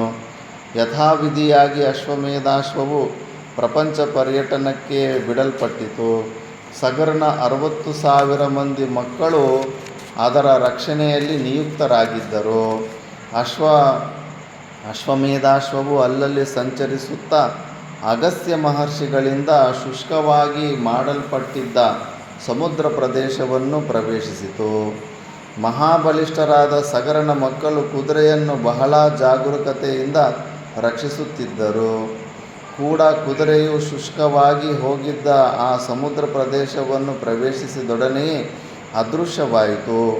ಕುದುರೆಯನ್ನು ಯಾರಾದರೂ ಕಟ್ಟಿಹಾಕಿದ್ದರೆ ಅವರೊಡನೆ ಯುದ್ಧ ಮಾಡಿ ಪುನಃ ಕುದುರೆಯನ್ನು ಪಡೆಯುವ ಸಾಮರ್ಥ್ಯವು ಸಗರನ ಮಕ್ಕಳಿಗಿತ್ತೇ ಹೊರತು ಅದೃಶ್ಯವಾಗಿ ಹೋದ ಕುದುರೆಯನ್ನು ಕಂಡುಹಿಡಿಯಲು ಅವರಿಗೆ ಸಾಧ್ಯವಾಗಲಿಲ್ಲ. ಯಾರೋ ದುರಾತ್ಮರು ಅಪಹರಿಸಿದ್ದಾರೆಂದು ನಿಶ್ಚಯಿಸಿದವರಾಗಿ ಮುಂದೇನು ಮಾಡಬೇಕೆಂದು ತೋರದೆ ತಮ್ಮ ತಂದೆಯ ಬಳಿಗೆ ಆಗಮಿಸಿ ನಡೆದುದೆಲ್ಲವನ್ನೂ ಯಥಾವತ್ತಾಗಿ ನಿವೇದಿಸಿದರು. ಸಗರನಿಗೂ ಆ ವಿಷಯ ಆಶ್ಚರ್ಯವನ್ನುಂಟು ಮಾಡಿತು. ತನ್ನ ಅಜೇಯರಾದ ಮಕ್ಕಳು ಕುದುರೆಯ ರಕ್ಷಣೆಯಲ್ಲಿರುವಾಗ ಕುದುರೆಯನ್ನು ಯಾರೊಬ್ಬರೂ ಕಟ್ಟಿಹಾಕಲು ಮುಂದೆ ಬರಲಾರರೆಂಬುದು ಸಗರನ ನಿಶ್ಚಯವಾಗಿತ್ತು. ಆದರೆ ಈಗ ಕುದುರೆಯು ಅಪಹೃತವಾಯಿತೆಂದು ಮಾತ್ರಕ್ಕೆ ಸುಮ್ಮನಿರುವಂತೆಯೂ ಇಲ್ಲ. ಬ್ರಹ್ಮಾಂಡದ ಯಾವ ಭಾಗದಲ್ಲಿ ಆ ಕುದುರೆ ಇದ್ದರೂ ಅದನ್ನು ಕರೆತಂದು ಯಾಗವನ್ನು ಪೂರೈಸಲೇಬೇಕು. ಇದು ಅಶ್ವಮೇಧ ಯಾಗದ ವಿಧಿ. ಮುಂಚೆ ಏನಾದರೂ ಪ್ರಪಂಚದಲ್ಲೆಲ್ಲ ಈ ಥರ ಯಾಗ ಮಾಡಬೇಕಂದ್ರೆ ಒಂದು ಕುದುರೆಯನ್ನು ಬಿಡಬೇಕಾಗ್ತಾಯಿತ್ತು. ಆ ಕುದುರೆ ಪ್ರಪಂಚ ಎಲ್ಲ ಸುತ್ತಾಡಿ ಬರಬೇಕು.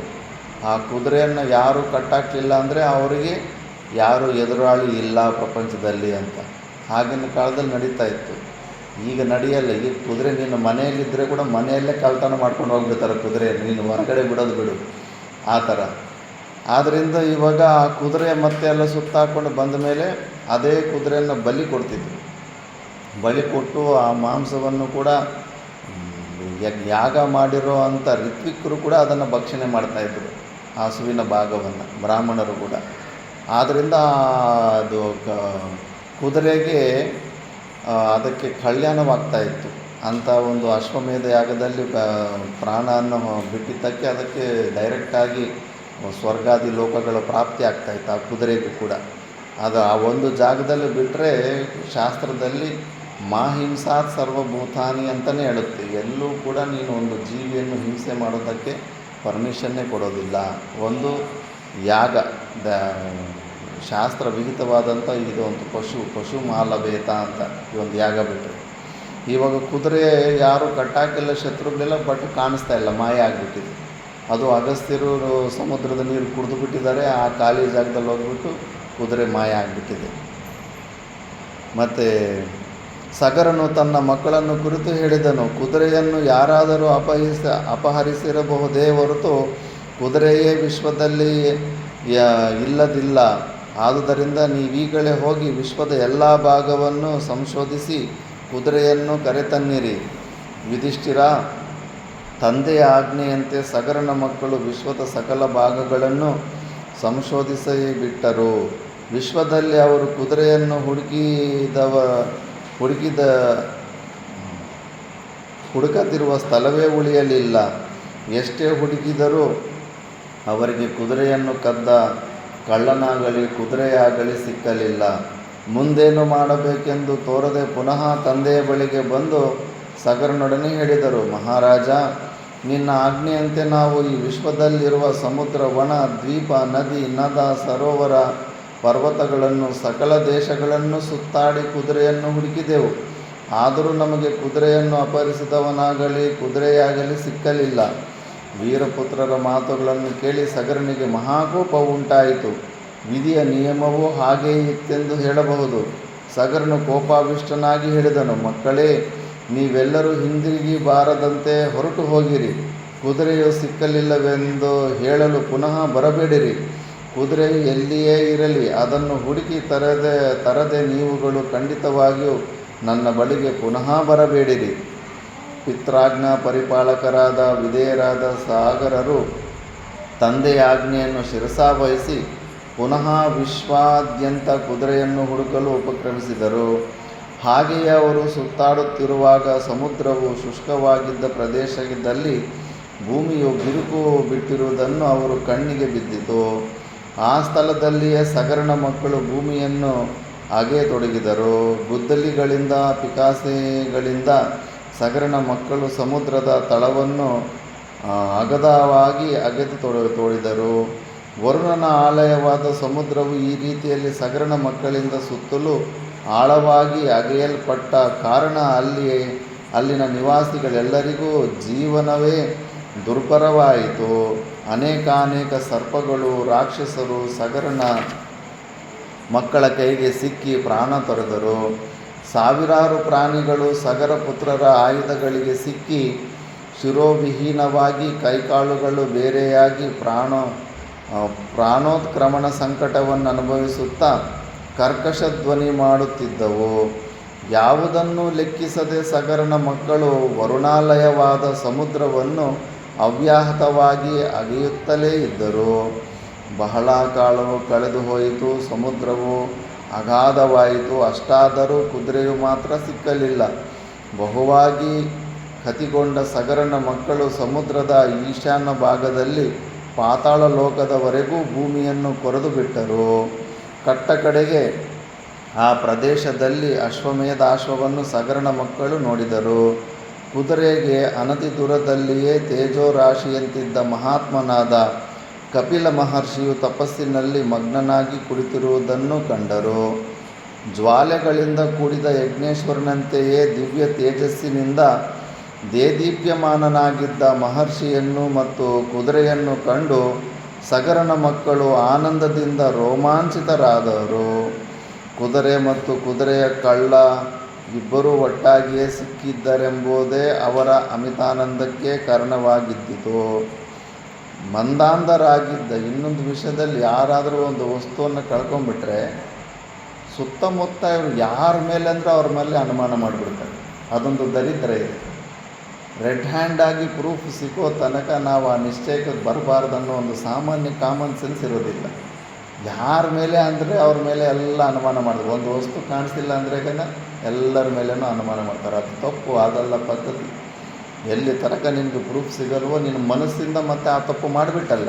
ಒಂದು ವೇಳೆ ಅವ್ರು ತಗೊಳ್ಳಿಲ್ಲ ಅಂದರೆ ನಿನ್ನ ಮನಸ್ಸಿನಲ್ಲಿ ಅವ್ರು ತಗೊಂಡಿರ್ಬೋದು, ಇವ್ರು ತಗೊಂಡಿರ್ಬೋದು ಅಂತ ಗಾಲಿ ಲೆಕ್ಕಾಚಾರ ಹಾಕ್ಕೊಂಡಿದ್ದೀವಿ.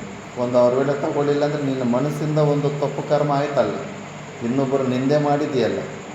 ಮತ್ತು ಅವರು ನಿನ್ನನ್ನು ಹಿಂಗೆ ನಿಂದೆ ಮಾಡಿದಾಗ ಆ ವೇವ್ಸು, ಆ ತರಂಗಗಳು ನಿನಗೂ ಬಂದು ನಿನಗೆ ದುಃಖ ಕೊಡ್ತಾವೆ. ಆದ್ದರಿಂದ ಅದು ತಡಿಬೇಕು. ಯಥಾರ್ಥವಾಗಿ ಅದು ಏನೊಂದು ಸಿಗೋ ತನಕ ನಾವು ಇಂಥವ್ರೆ ಅಂತ ಹೇಳೋದಕ್ಕಾಗೋದಿಲ್ಲ. ಎಷ್ಟೋ ಆಶ್ಚರ್ಯಗಳು ನಡೀತವೆ. ಯಾವತ್ತೂ ನಾವು ಅನುಮಾನಕ್ಕೆ ಪಡೆದಕ್ಕಾಗದೇ ಇರೋಂಥ ವ್ಯಕ್ತಿ ಕೂಡ ತಗೊಂಡು ಹೋಗ್ಬೋದು. ಆ ಥರ ನಡೆಯುತ್ತೆ. ಜೀವನದಲ್ಲಿ ಮೊದಲನೇ ಕಳ್ಳತನ ಆಗಿರ್ಬೋದು. ಆ ವ್ಯಕ್ತಿ ಸಣ್ಣ ವಯಸ್ಸಿನಿಂದ ಒಂದು ಮಾಡದೇ ಇರ್ಬೋದಾಗಿತ್ತು, ಬಟ್ ಅದೇ ಮೊದಲನೇ ಕಳ್ಳತನ ಆಗಿರ್ಬೋದು. ಯಾರಿಗೆ ಗೊತ್ತು? ಅವನ ಮೇಲೇನೂ ನಿನಗೆ ಒಳ್ಳೆಯ ಅಭಿಪ್ರಾಯ ಇರುತ್ತೆ. ಸಣ್ಣ ವಯಸ್ಸಿಂದ ನೋಡಿದ್ದೆ ಅವನಲ್ಲ ಅಂತ. ಆವತ್ತೇ ಅವನು ಕೆಟ್ಟವನಾಗಿರ್ಬೋದು, ನಿನಗೇನು ಗೊತ್ತಾಗುತ್ತೆ? ಅದಕ್ಕೆ ನಿನ್ನ ಮನಸ್ಸಿನಲ್ಲಿ ಏನು ಊಹಿಸಿಕೊಂಡ್ರೂ ಕೂಡ ಅದು ಸುಳ್ಳೇ ಆಗಿರುತ್ತೆ. ಎಲ್ಲಿ ತನಕ ರೆಡ್ ಹ್ಯಾಂಡ್ ತನಕ ಸಿಲ್ಕೋತ್ತೆ ಮನಸ್ಸಿನಲ್ಲಿ ಯಾರ ಮೇಲೇನೂ ಹಂಗೆ ನಾವು ಅನುಮಾನ ಕೂಡ ಪಡಬಾರ್ದು ಅಂತ. ಈಗ ನೋಡು, ಕುದುರೆಯ ಕಪಿಲ ಮಹರ್ಷಿ, ಆ ಕಪಿಲ ಮಹರ್ಷಿಯಲ್ಲಿ ಕುದುರೆ ಒಂದು ಕಾಣಿಸ್ಕೊಂಡ್ರೇ ಈ ಮೂರ್ಖರು ಕಪಿಲ ಮಹರ್ಷಿನೇ ಈ ಕುದುರೆಯನ್ನು ಕದ್ದಿರ್ಬೋದು ಅಂತ ಡಿಸೈಡ್ ಮಾಡ್ಕೊಂಡ್ಬಿಟ್ಟಿದ್ದಾರೆ. ಆ ಡಿಸಿಷನ್ನಿಗೆಲ್ಲ ಅವರ ಸಾವಿಗೆ ಕಾರಣ ಆಗುತ್ತೆ. ಮರುಕ್ಷಣದಲ್ಲಿಯೇ ಕ್ರೂರ ದೃಷ್ಟಿಯಿಂದ ಉದ್ಭೂತವಾದ ಅಗ್ನಿಯು ಮಂದಬುದ್ಧಿಯಿಂದ ಕೂಡಿದ್ದ ಸಗರನ 60,000 ಮಂದಿ ಮಕ್ಕಳನ್ನು ನಿಮಿಷ ಮಾತ್ರದಲ್ಲಿ ಭಸ್ಮೀಭೂತರನ್ನಾಗಿ ಮಾಡಿಬಿಟ್ಟಿತು. ಮಹಾತಪಸ್ವಿಗಳಾದ ತ್ರಿಲೋಕ ಸಂಚಾರಿಗಳಾದ ನಾರದರು ಆ ಭಯಂಕರ ದೃಶ್ಯವನ್ನು ಕಂಡು ಒಡನೆಯೇ ಸಗರನ ಬಳಿಗೆ ಹೋಗಿ ಪುತ್ರ ವಿನಾಶದ ವರ್ತಮಾನವನ್ನು ತಿಳಿಸಿದರು. ಮಹರ್ಷಿಗಳ ಮುಖಾರವಿಂದದಿಂದ ಆ ದುರ್ವಾರ್ತೆಯನ್ನು ಕೇಳಿ ರಾಜರ್ಷಿಯಾದ ಸಗರನು ಮುಹೂರ್ತ ಕಾಲ ಬಹಳ ಖಿನ್ನನಾಗಿ ಕುಳಿತಿದ್ದನು. ತನ್ನ ಮಕ್ಕಳ ಪರಾಕ್ರಮ, ಅವರ ವೀರ್ಯೋತ್ಸಾಹಗಳು ಮತ್ತು ಅವರ ಜನನ ವೃತ್ತಾಂತ ಇತ್ಯಾದಿಗಳನ್ನು ಸ್ಮರಿಸುತ್ತಿದ್ದಾಗ ಸಗರನಿಗೆ ಪರಶಿವನ ಹೇಳಿದ್ದು ಮಾತಿನ ನೆನಪುಂಟಾಯಿತು.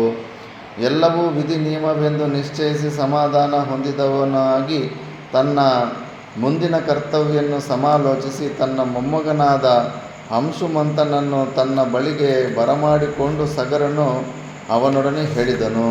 ಮಗು ಅಂಶುಮಂತ, ಅತುಲ ಪರಾಕ್ರಮಿಗಳೆನಿಸಿದ್ದ ನನ್ನ 60,000 ಮಂದಿ ಮಕ್ಕಳು ಕಪಿಲ ಮಹರ್ಷಿಯ ಕೋಪಾಗ್ನಿಗೆ ಸಿಕ್ಕಿ ಭಸ್ಮೀಭೂತರಾಗಿ ಹೋದರು. ಈ ದುರ್ವಾರ್ತೆಯನ್ನು ಈಗ ತಾನೇ ನಾರದರಿಂದ ಕೇಳಿದೆನು. ರಾಜನ ಕರ್ತವ್ಯ ನಿರ್ವಹಣೆಯ ದೃಷ್ಟಿಯಿಂದಲೂ ಮತ್ತು ಪ್ರಜೆಗಳಿಗೆ ಒಳ್ಳೆಯದನ್ನುಂಟು ಮಾಡುವ ಆಶಯದಿಂದಲೂ ನಿನ್ನ ತಂದೆಯು ಮತ್ತು ನನ್ನ ಹಿರಿಯ ಮಗನೂ ಆದ ಅಸಮಂಜಸನನ್ನು ನಾನೇ ಪರಿತ್ಯಜಿಸಿದೆನು. ಲೋಮಶರು ಕಥೆಯನ್ನು ಮುಂದುವರಿಸುತ್ತಿರುವಾಗ ಮಧ್ಯದಲ್ಲಿ ಯುಧಿಷ್ಠಿರನು ತನ್ನ ಆಕಾಂಕ್ಷೆಯನ್ನು ವ್ಯಕ್ತಪಡಿಸುತ್ತಾ ಲೋಮಶರನ್ನು ಕೇಳಿದನು. ತಪೋಧನರೇ, ಸ್ವಲ್ಪ ತಾಳಿರಿ. ರಾಜಶಾರ್ದೂಲನಾದ ಸಗರ ಚಕ್ರವರ್ತಿಯು ಪರಿತ್ಯಾಗಕ್ಕೆ ಅನರ್ಹನಾದ ಆತ್ಮಜನನ್ನು ಯಾವ ಕಾರಣಕ್ಕಾಗಿ ಪರಿತ್ಯಜಿಸಿದನೆಂಬುದನ್ನು ಕೇಳಲು ಉತ್ಸುಕನಾಗಿದ್ದೇನೆ. ಇದನ್ನು ಹೇಳಿದ ನಂತರ ಮುಂದಿನ ಪ್ರವಚನವು ನಡೆಯಲಿ. ಧರ್ಮಜ, ಸಗರನಿಗೆ ವೈದರ್ಭಿಯಲ್ಲಿ ಒಂದು ಗರ್ಭಪಿಂಡವು ಹುಟ್ಟಿ ಅದರಿಂದ 60,000 ಮಕ್ಕಳಾದರು. ಶೈಬ್ಯೆಯಲ್ಲಿ ವಂಶಪ್ರದೀಪಕನಾದ ಒಬ್ಬ ಮಗನು ಹುಟ್ಟಿದನೆಂಬ ವಿಷಯವನ್ನು ನಾನು ನಿನಗಾಗಲೇ ಹೇಳಿರುವೆನು. ಶೈಬ್ಯೆಯ ಮಗನ ಹೆಸರು ಅಸಮಂಜಸ. ಅವನಿಗೆ ಒಂದು ದುರಭ್ಯಾಸವಿದ್ದಿತು. ಬೀದಿಯಲ್ಲಾಡುವ ಮಕ್ಕಳ ಕತ್ತನ್ನು ಹಿಸುಕಿ ನದಿಯಲ್ಲಿ ಹಾಕುತ್ತಿದ್ದನು. ನೋಡು ಎಂಥ ಅಭ್ಯಾಸ. ಆ ಮಕ್ಕಳು ಸಾಯುವ ಮೊದಲು 3 ಬಾರಿ ಮುಳುಗಿ ತೇಳುತ್ತಾ ಬುದ್ಬುದ ಶಬ್ದ ಮಾಡುತ್ತಿದ್ದದನ್ನು ಕಂಡು ಆನಂದಿಸುತ್ತಿದ್ದನು. ಹೀಗೆ ಅನುದಿನವೂ ಮಾಡುತ್ತಿದ್ದರಿಂದ ರಾಜಧಾನಿಯಲ್ಲಿ ಮಕ್ಕಳ ಸಂಖ್ಯೆಯು ದಿನದಿನಕ್ಕೂ ಕ್ಷೀಣಿಸಿತು. 1-2 ದಿನಗಳು ರಾಜಪುತ್ರನೆಂಬ ಭಯದಿಂದ ಪುತ್ರಶೋಕವನ್ನು ಬಹು ಕಷ್ಟದಿಂದ ಸಹಿಸಿಕೊಂಡ ಜನರು ಅಸಮಂಜಸನ ಅನುದಿನದ ಈ ದುರ್ವರ್ತನೆಯನ್ನು ಸಹಿಸದವರಾದರು. ಹೀಗೆಯೇ ಸುಮ್ಮನಿದ್ದರೆ ತಮ್ಮ ವಂಶವೇ ವಿನಾಶವಾಗಿ ಬಿಡುವುದೆಂದು ಭೀತರಾದ ಪ್ರಜೆಗಳು ಬಹುದುಃಖಿತರಾಗಿ ಮುಂದೇನು ಮಾಡಬೇಕೆಂಬುದನ್ನು ತಮ್ಮಲ್ಲಿಯೇ ನಿಶ್ಚಯಿಸಿಕೊಂಡು ಸಗರ ಚಕ್ರವರ್ತಿಯ ಸಮ್ಮುಖಕ್ಕೆ ಹೋಗಿ ಬದ್ಧಾಂಜಲಿಗಳಾಗಿ ತಮ್ಮ ಕಷ್ಟವನ್ನು ಹೇಳಿಕೊಂಡರು. ಮಹಾರಾಜ, ನಮ್ಮ ಮೇಲೆ ಬೀಳಲಿರುವ ಶತ್ರುಗಳನ್ನು ನಿವಾರಣೆ ಮಾಡಿ ನಮ್ಮನ್ನು ರಕ್ಷಣೆ ಮಾಡುವವನು ನೀನೇ ಆಗಿರುವೆ. ಆದುದರಿಂದ ಎಲ್ಲರಿಗೂ ಘೋರರೂಪನಾಗಿರುವ ಭಯೋತ್ಪಾದಕನಾಗಿರುವ ಈ ಅಸಮಂಜಸನಿಂದಲೂ ನಮ್ಮನ್ನು ರಕ್ಷಿಸುವುದು ನಿನ್ನ ಕರ್ತವ್ಯವಾಗಿರುತ್ತದೆ. ಪ್ರಜೆಗಳ ಮಾತನ್ನು ಕೇಳಿ ಸಗರ ಚಕ್ರವರ್ತಿಯು ಮುಹೂರ್ತ ಕಾಲ ಚಿಂತಾಮಗ್ನನಾಗಿ ಕುಳಿತಿದ್ದನು. ಮಗನಿಗಿಂತಲೂ ಪ್ರಜೆಗಳ ಹಿತರಕ್ಷಣೆಯೇ ತನ್ನ ಮುಖ್ಯ ಕರ್ತವ್ಯವೆಂದು ನಿಶ್ಚಯಿಸಿದನು.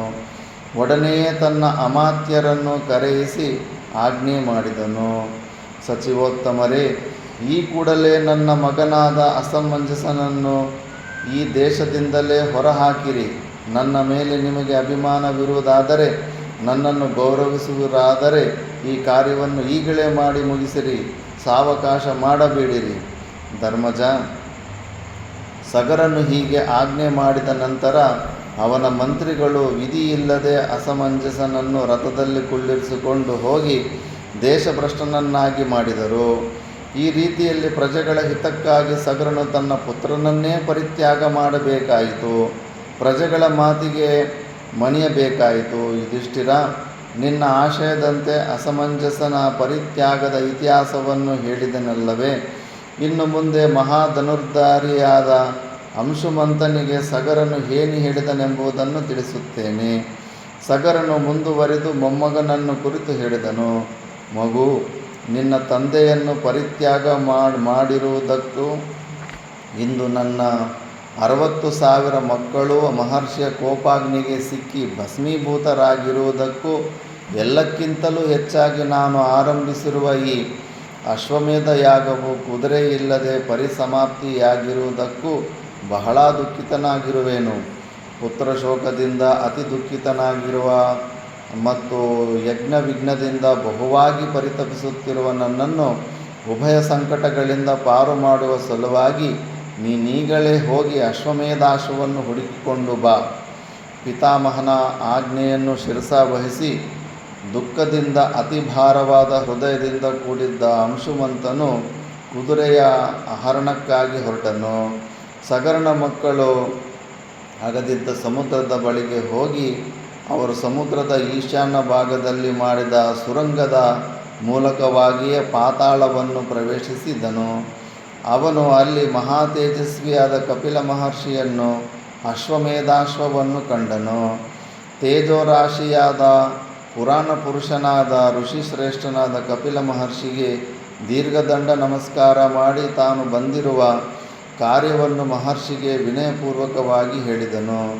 ಮಹಾತ್ಮನಾದ ಕಪಿಲ ಮಹರ್ಷಿಯು ಅಂಶುಮಂತನ ಸೌಶೀಲ್ಯಕ್ಕೆ ಸುಪ್ರೀತನಾಗಿ ಅವನೊಡನೆ ಹೇಳಿದನು, ಅಂಶುಮಂತನೇ, ನಿನ್ನ ವಿಷಯದಲ್ಲಿ ನಾನು ಸುಪ್ರೀತನಾಗಿದ್ದೇನೆ. ನಿನಗೆ ಬೇಕಾದ ವರಗಳನ್ನು ಕೇಳು, ಕೊಡುವೆನು ಮಗು. ಮಹರ್ಷಿಯ ಮುಖಾರವಿಂದದಿಂದ ಹೊರಟ ಮಾತುಗಳನ್ನು ಕೇಳಿ ಅಂಶುಮಂತನು ವಿನೀತನಾಗಿ ಹೇಳಿದನು, ಮಹರ್ಷಿಗಳೇ, ನಮ್ಮ ಪಿತಾಮಹನು ಆರಂಭಿಸಿರುವ ಅಶ್ವಮೇಧ ಯಜ್ಞವು ಪೂರ್ಣವಾಗಲು ಈ ಅಶ್ವಮೇಧಾಶ್ವವನ್ನು ದಯಪಾಲಿಸಿರಿ ಮತ್ತು ಭಸ್ಮೀಭೂತರಾಗಿರುವ ಈ ನನ್ನ ಪಿತೃಗಳಿಗೆ ಸದ್ಗತಿಯುಂಟಾಗುವಂತೆ ಅನುಗ್ರಹಿಸಿರಿ. ಮಗು, ನೀನು ಕೇಳಿದ ವರಗಳೆಲ್ಲವನ್ನೂ ಅನುಗ್ರಹಿಸುತ್ತೇನೆ. ನಿನಗೆ ಮಂಗಳವಾಗಲಿ. ಕ್ಷೇಮ, ಸತ್ಯ, ಧರ್ಮಗಳು ನಿನ್ನಲ್ಲಿ ಪ್ರತಿಷ್ಠಿತವಾಗಿವೆ. ನಿನ್ನಿಂದ ಸಗರ ಚಕ್ರವರ್ತಿಯು ಕೃತಾರ್ಥನಾಗುತ್ತಾನೆ. ನಿನ್ನ ತಂದೆಯು ನಿನ್ನಿಂದ ಸುಪುತ್ರವಂತನಾಗಿರುತ್ತಾನೆ. ನಿನ್ನ ಪ್ರಭಾವದಿಂದಲೇ ಭಸ್ಮೀಭೂತರಾಗಿರುವ ಸಗರನ ಮಕ್ಕಳು ಸ್ವರ್ಗವನ್ನು ಸೇರುತ್ತಾರೆ. ನಿನ್ನ ಮೊಮ್ಮಗನು ಸಗರನ ಮಕ್ಕಳನ್ನು ಪರಿಶುದ್ಧಗೊಳಿಸಲು ಅತಿ ದಾರುಣವಾದ ತಪಸ್ಸನ್ನು ಮಾಡಿ ಮಹೇಶ್ವರನ ಅನುಗ್ರಹವನ್ನು ಪಡೆದು ತ್ರಿಪಥಗಾಮಿನಿಯಾದ ಗಂಗಾದೇವಿಯನ್ನು ಸ್ವರ್ಗದಿಂದ ಇಲ್ಲಿಗೆ ಕರೆತರುತ್ತಾನೆ. ಭಗೀರಥನು ಇನ್ನು ಮೊಮ್ಮಗನಾಗಿ ಹುಡ್ತಾನೆ.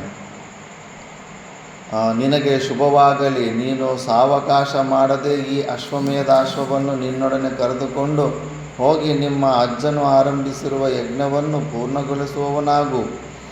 ಅಂಶುಮಂತನು ಕಪಿಲ ಮಹರ್ಷಿಗಳ ಮಾತುಗಳನ್ನು ಕೇಳಿ ಪುನಃ ಅವರಿಗೆ ದೀರ್ಘದಂಡ ನಮಸ್ಕಾರ ಮಾಡಿ ಕುದುರೆಯೊಡನೆ ರಾಜಧಾನಿಯನ್ನು ಸೇರಿ ಮಹಾತ್ಮನಾದ ಸಗರನಿದ್ದ ಯಜ್ಞ ಮಂಟಪವನ್ನು ಪ್ರವೇಶಿಸಿದನು. ಪಿತಾಮಹನಾದ ಸಗರನನ್ನು ಕಂಡೊಡನೆಯೇ ಅಂಶುಮಂತನು ಅವನಿಗೆ ಅಭಿವಾದನ ಪೂರ್ವಕವಾಗಿ ನಮಸ್ಕರಿಸಿದನು. ಸಗರನು ಪರಮ ಪ್ರೀತನಾಗಿ ಮೊಮ್ಮಗನನ್ನು ಹಿಡಿದೆತ್ತಿ ನೆತ್ತಿಯನ್ನು ಆಘ್ರಾಣಿಸಿ ತನ್ನ ಹತ್ತಿರದ ಆಸನವೊಂದರಲ್ಲಿ ಕುಳ್ಳಿರಿಸಿಕೊಂಡನು. ಅಂಶುಮಂತನು ತನ್ನ ಅಜ್ಜನಿಗೆ ನಡೆದ ವೃತ್ತಾಂತವೆಲ್ಲವನ್ನೂ ಸವಿಸ್ತಾರವಾಗಿ ಹೇಳಿ ಅಶ್ವಮೇಧಾಶ್ವವನ್ನು ಕರೆತಂದು ಯಜ್ಞಶಾಲೆಯ ಬಳಿ ಕಟ್ಟಿಹಾಕಿರುವುದಾಗಿ ಹೇಳಿದನು. ಅಂಶುಮಂತನು ಹೇಳಿದ ಮಾತುಗಳೆಲ್ಲವನ್ನೂ ಕೇಳಿ ಕುದುರೆಯು ಆಗಮಿಸಿತೆಂಬ ವೃತ್ತಾಂತವನ್ನು ತಿಳಿದ ನಂತರ ಸಗರನು ತನ್ನ ಮಕ್ಕಳಿಗಾಗಿ ಹೆಚ್ಚು ಶೋಕಿಸಲಿಲ್ಲ.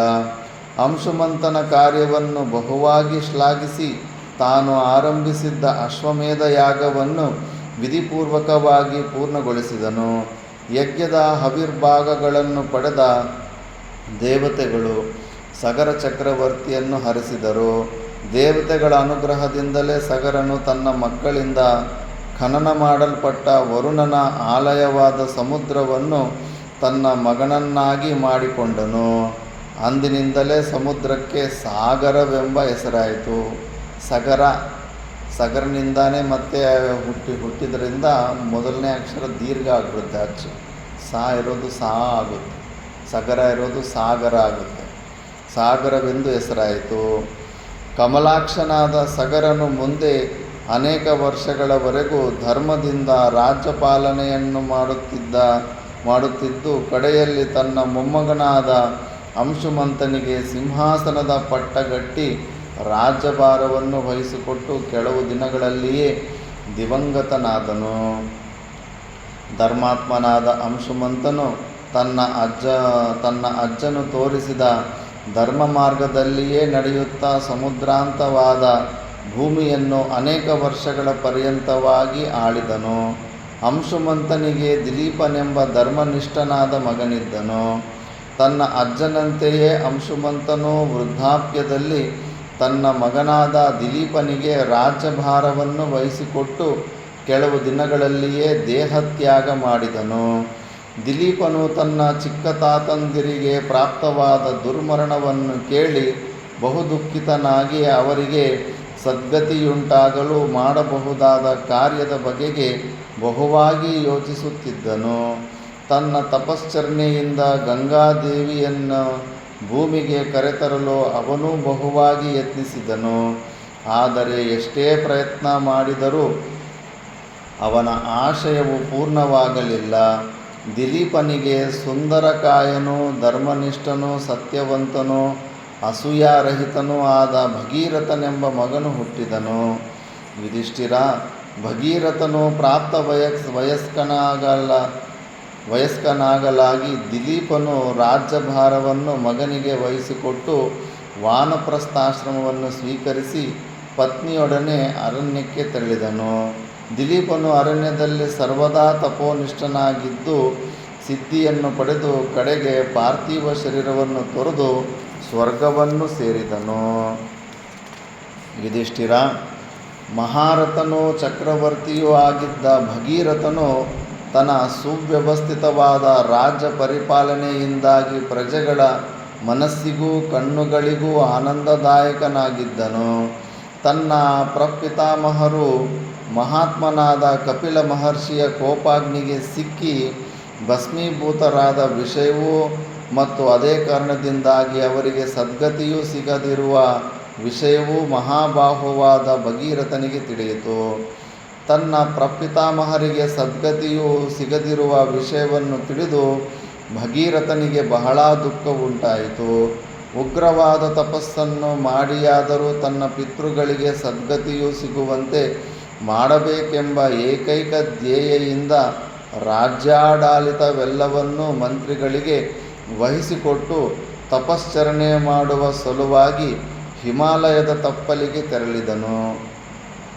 ಗಂಗಾದೇವಿಯನ್ನು ತಪಸ್ಸಿನಿಂದ ಒಲಿಸಿಕೊಳ್ಳುವ ಸಲುವಾಗಿಯೂ ತನ್ನ ಪಾಪಗಳನ್ನು ಪರಿಹಾರ ಮಾಡಿಕೊಳ್ಳುವ ಸಲುವಾಗಿಯೂ ಪ್ರಯಾಣ ಮಾಡಿದ ಭಗೀರಥನು ಪರ್ವತರಾಜನಾದ ಹಿಮಾಲಯವನ್ನು ಸಂದರ್ಶಿಸಿದನು. ಹಿಮವತ್ ಪರ್ವತವು ನಾನಾ ವಿಧವಾದ ಆಕಾರಗಳುಳ್ಳ ಅಸಂಖ್ಯಾತವಾದ ಶಿಖರಗಳಿಂದ ಕೂಡಿದ್ದಿತು. ಆ ಶಿಖರಗಳೆಲ್ಲವೂ ಗೈರಿಕಾದಿ ಧಾತುಗಳಿಂದ ಅಲಂಕೃತವಾಗಿದ್ದವು. ವಾಯುದೇವನು ಮೇಘಗಳೆಂಬ ಮಾಳೆಗಳಿಂದ ಆ ಶಿಖರಗಳನ್ನು ಸಿಂಪಡಿಸಿದ್ದನು. ವಾಯುವಿನಿಂದ ಪ್ರಚೋದಿತವಾದ ಮೋಡಗಳು ಆ ಶಿಖರಗಳ ಮೇಲೆ ನೀರು ಸುರಿಸುತ್ತಿದ್ದವು. ಆ ಶಿಖರಗಳಲ್ಲಿಯೇ ಅನೇಕ ನದಿಗಳು ಚಿಲುಮೆಗಳು ಹುಟ್ಟಿ ಹರಿಯುತ್ತಿದ್ದವು. ಅವುಗಳ ದಂಡೆಗಳಲ್ಲಿ ಅನೇಕ ಲತಾಗೃಹಗಳಿದ್ದವು. ಆ ಪರ್ವತದ ಗುಹೆಗಳಲ್ಲಿ ಸಿಂಹ ವ್ಯಾಘ್ರಾದಿ ಮೃಗಗಳು ವಾಸಿಸುತ್ತಿದ್ದವು. ಶಿಖರಗಳಲ್ಲಿಯೇ ಗೂಡುಗಳನ್ನು ಕಟ್ಟಿಕೊಂಡಿದ್ದ ಅನೇಕ ಜಾತಿಯ ವಿಚಿತ್ರವಾದ ಪಕ್ಷಿಗಳಿದ್ದವು. ಅವುಗಳಲ್ಲಿ ಒಂದೊಂದು ವಿಧವಾಗಿ ಧ್ವನಿ ಮಾಡುತ್ತಿದ್ದವು. ಭೃಂಗರಾಜ, ಹಂಸ, ಜಾತಕ, ನೀರುಕೋಳಿ, ನವಿಲು, ಶತಪತ್ರ, ಚಕ್ರವಾಕ, ಕೋಗಿಲೆ, ಚಕೋರ, ಅಸಿತಾಪಾಂಗ, ಪುತ್ರಪ್ರಿಯ ಇವೇ ಮುಂತಾದ ಪಕ್ಷಿಗಳಿಂದ ಶಿಖರಗಳು ನಿಬಿಡವಾಗಿದ್ದವು. ಶಿಖರಗಳ ನಡುವೆ ಇರುವ ಕೊಳಗಳಲ್ಲಿ ಅನೇಕ ವಿಧವಾದ ಕಮಲಗಳ ಬಳ್ಳಿಗಳಿದ್ದು ವಿಕಸಿತವಾದ ಸಾವಿರಾರು ಕಮಲಗಳಿಂದ ಶೋಭಾಯಮಾನವಾಗಿದ್ದವು. ಸಾರಸ ಪಕ್ಷಿಗಳು ಸುಮಧುರವಾಗಿ ನಿನಾದ ಮಾಡುತ್ತಿದ್ದವು. ಕಿನ್ನರರು ಮತ್ತು ಅಪ್ಸರೆಯರು ಆ ಶಿಖರಗಳಲ್ಲಿದ್ದ ಬಂಡೆಗಳ ಮೇಲೆ ಕುಳಿತು ವಿನೋದದಿಂದ ಕಾಲ ಕಳೆಯುತ್ತಿದ್ದರು. ಮದಿಸಿದ ಆನೆಗಳು ತಮ್ಮ ದಂತಾಗ್ರಗಳಿಂದ ಶಿಖರಗಳ ಕೆಳಭಾಗದಲ್ಲಿದ್ದ ಅನೇಕಾನೇಕ ವೃಕ್ಷಗಳನ್ನು ಉಜ್ಜಿರುವುದು ಕಾಣುತ್ತಿತ್ತು. ವಿದ್ಯಾಧರರು ಸುಂದರವಾದ ಆ ಪರ್ವತದಲ್ಲಿ ಸಂಚರಿಸುತ್ತಿದ್ದರು. ಆ ಶಿಖರಗಳು ನಾನಾ ವಿಧವಾದ ರತ್ನಗಳಿಂದ ಕೂಡಿದ್ದವು. ಅನೇಕ ವಿಷಸರ್ಪಗಳು ಅಲ್ಲಿ ವಾಸ ಮಾಡುತ್ತಿದ್ದವು. ಅಲ್ಲಿ ಕೆಲವು ಶಿಖರಗಳು ಕಾಂಚನಮಯವಾಗಿರುವಂತೆ ಶೋಭಿಸುತ್ತಿದ್ದವು, ಮತ್ತೆ ಕೆಲವು ಬೆಳ್ಳಿಯಂತೆ ಹೊಳೆಯುತ್ತಿದ್ದವು, ಮತ್ತೆ ಕೆಲವು ಶಿಖರಗಳು ಅಂಜನದ ರಾಶಿಯಂತೆ ಕಪ್ಪಾಗಿ ಕಾಣುತ್ತಿದ್ದವು. ಅಂತಹ ಅನುಪಮವಾದ ಪ್ರಕೃತಿ ಸೌಂದರ್ಯದಿಂದ ಕೂಡಿರುವ ಹಿಮವತ್ ಪರ್ವತದ ತಪ್ಪಲಿಗೆ ಭಗೀರಥನು ತಪಶ್ಚರಣೆ ಮಾಡುವ ಸಲುವಾಗಿ ಆಗಮಿಸಿದನು. ಯುಧಿಷ್ಠಿರನು ನರಶ್ರೇಷ್ಠನಾದ ಭಗೀರಥನು ಆ ಪರ್ವತದ ತಪ್ಪಲಿನಲ್ಲಿ ಅತ್ಯುಗ್ರವಾದ ತಪಸ್ಸನ್ನು ಮಾಡಲು ಉಪಕ್ರಮಿಸಿದನು. 1,000 ವರ್ಷಗಳ ಪರ್ಯಂತವಾಗಿ ಭಗೀರಥನು ಕಂದಮೂಲ ಜಲಗಳನ್ನು ಮಾತ್ರವೇ ಸೇವಿಸುತ್ತಾ ಗಂಗಾದೇವಿಯನ್ನು ಕುರಿತು ತಪಶ್ಚರಣೆ ಮಾಡಿದನು.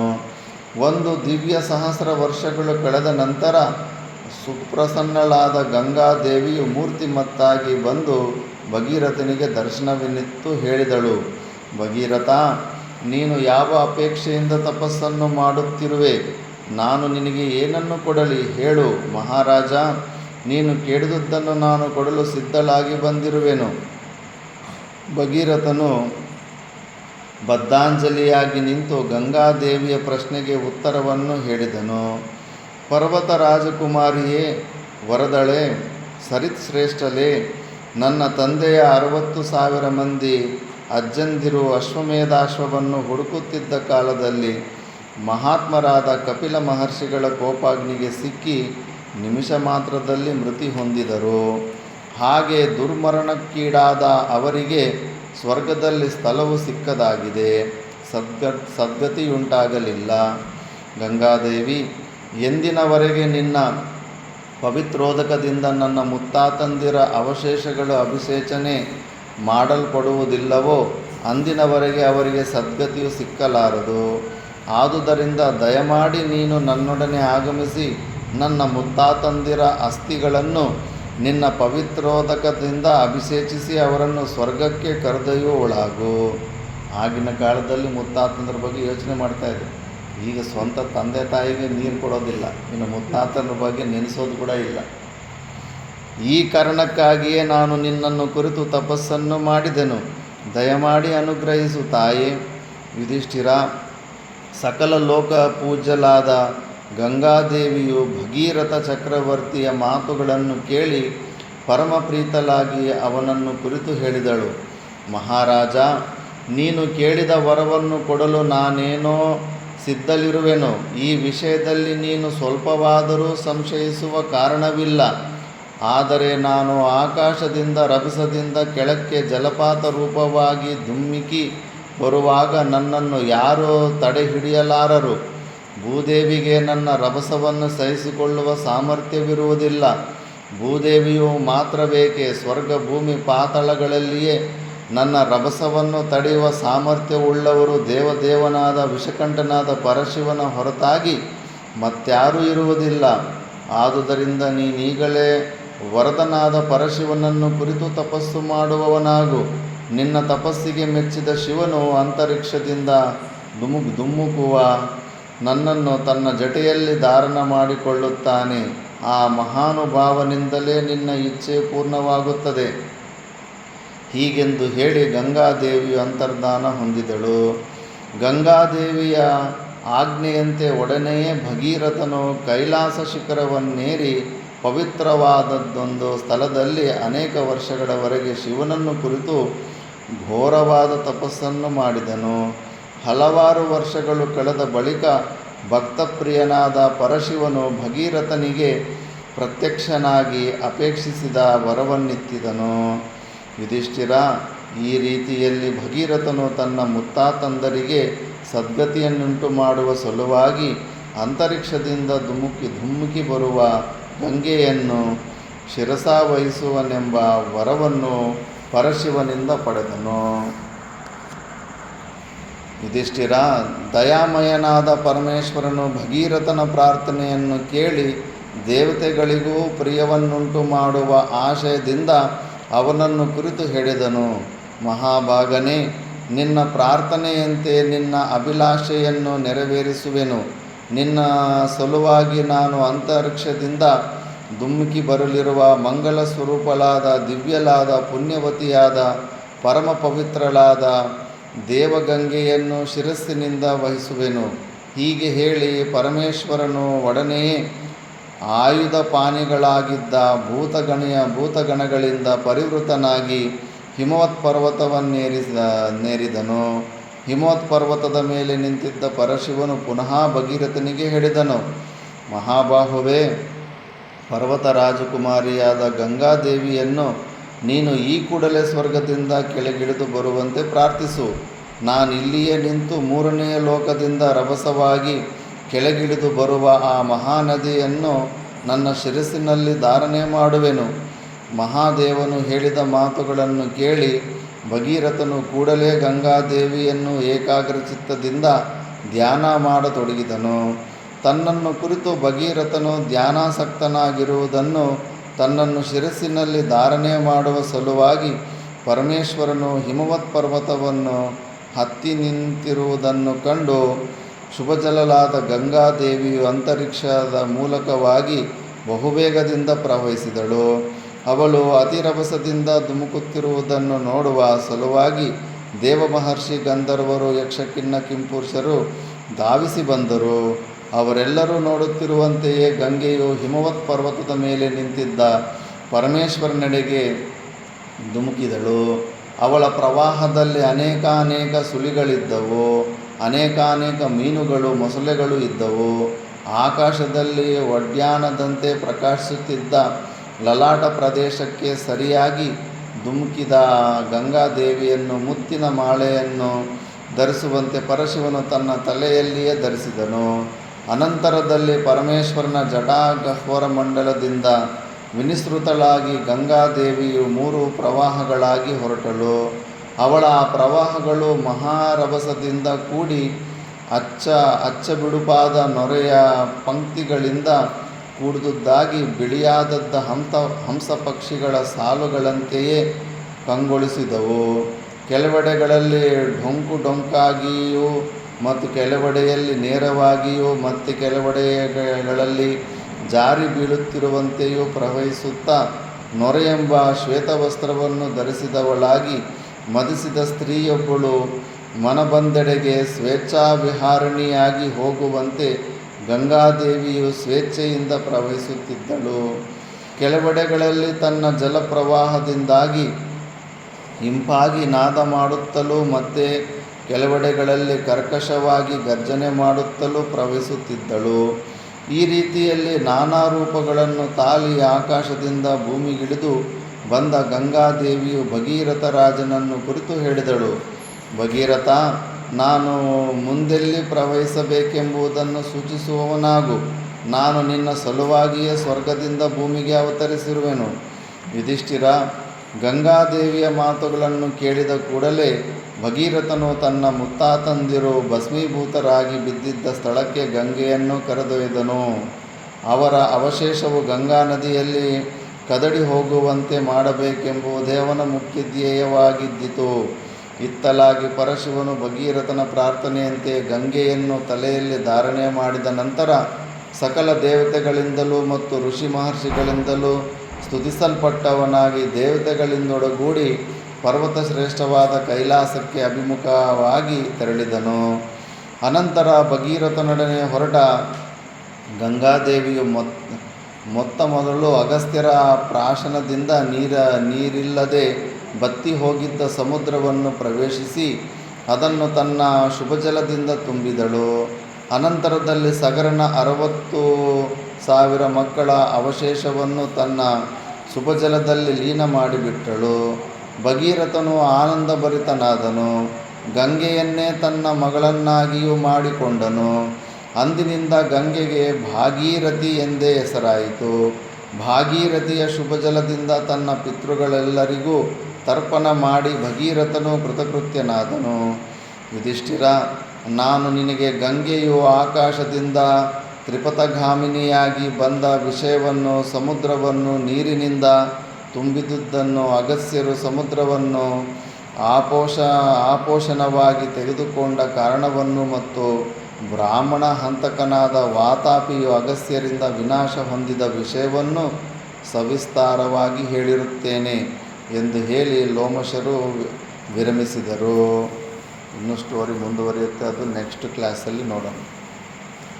ಓಂ ಪೂರ್ಣಮದಃ ಪೂರ್ಣಮಿದಂ ಪೂರ್ಣಾತ್ ಪೂರ್ಣಮುದಚ್ಯತೆ ಪೂರ್ಣಸ್ಯ ಪೂರ್ಣಮಾದಾಯ ಪೂರ್ಣಮೇವಾವಶಿಷ್ಯತೆ. ಓಂ ಶಾಂತಿ ಶಾಂತಿ ಶಾಂತಿ.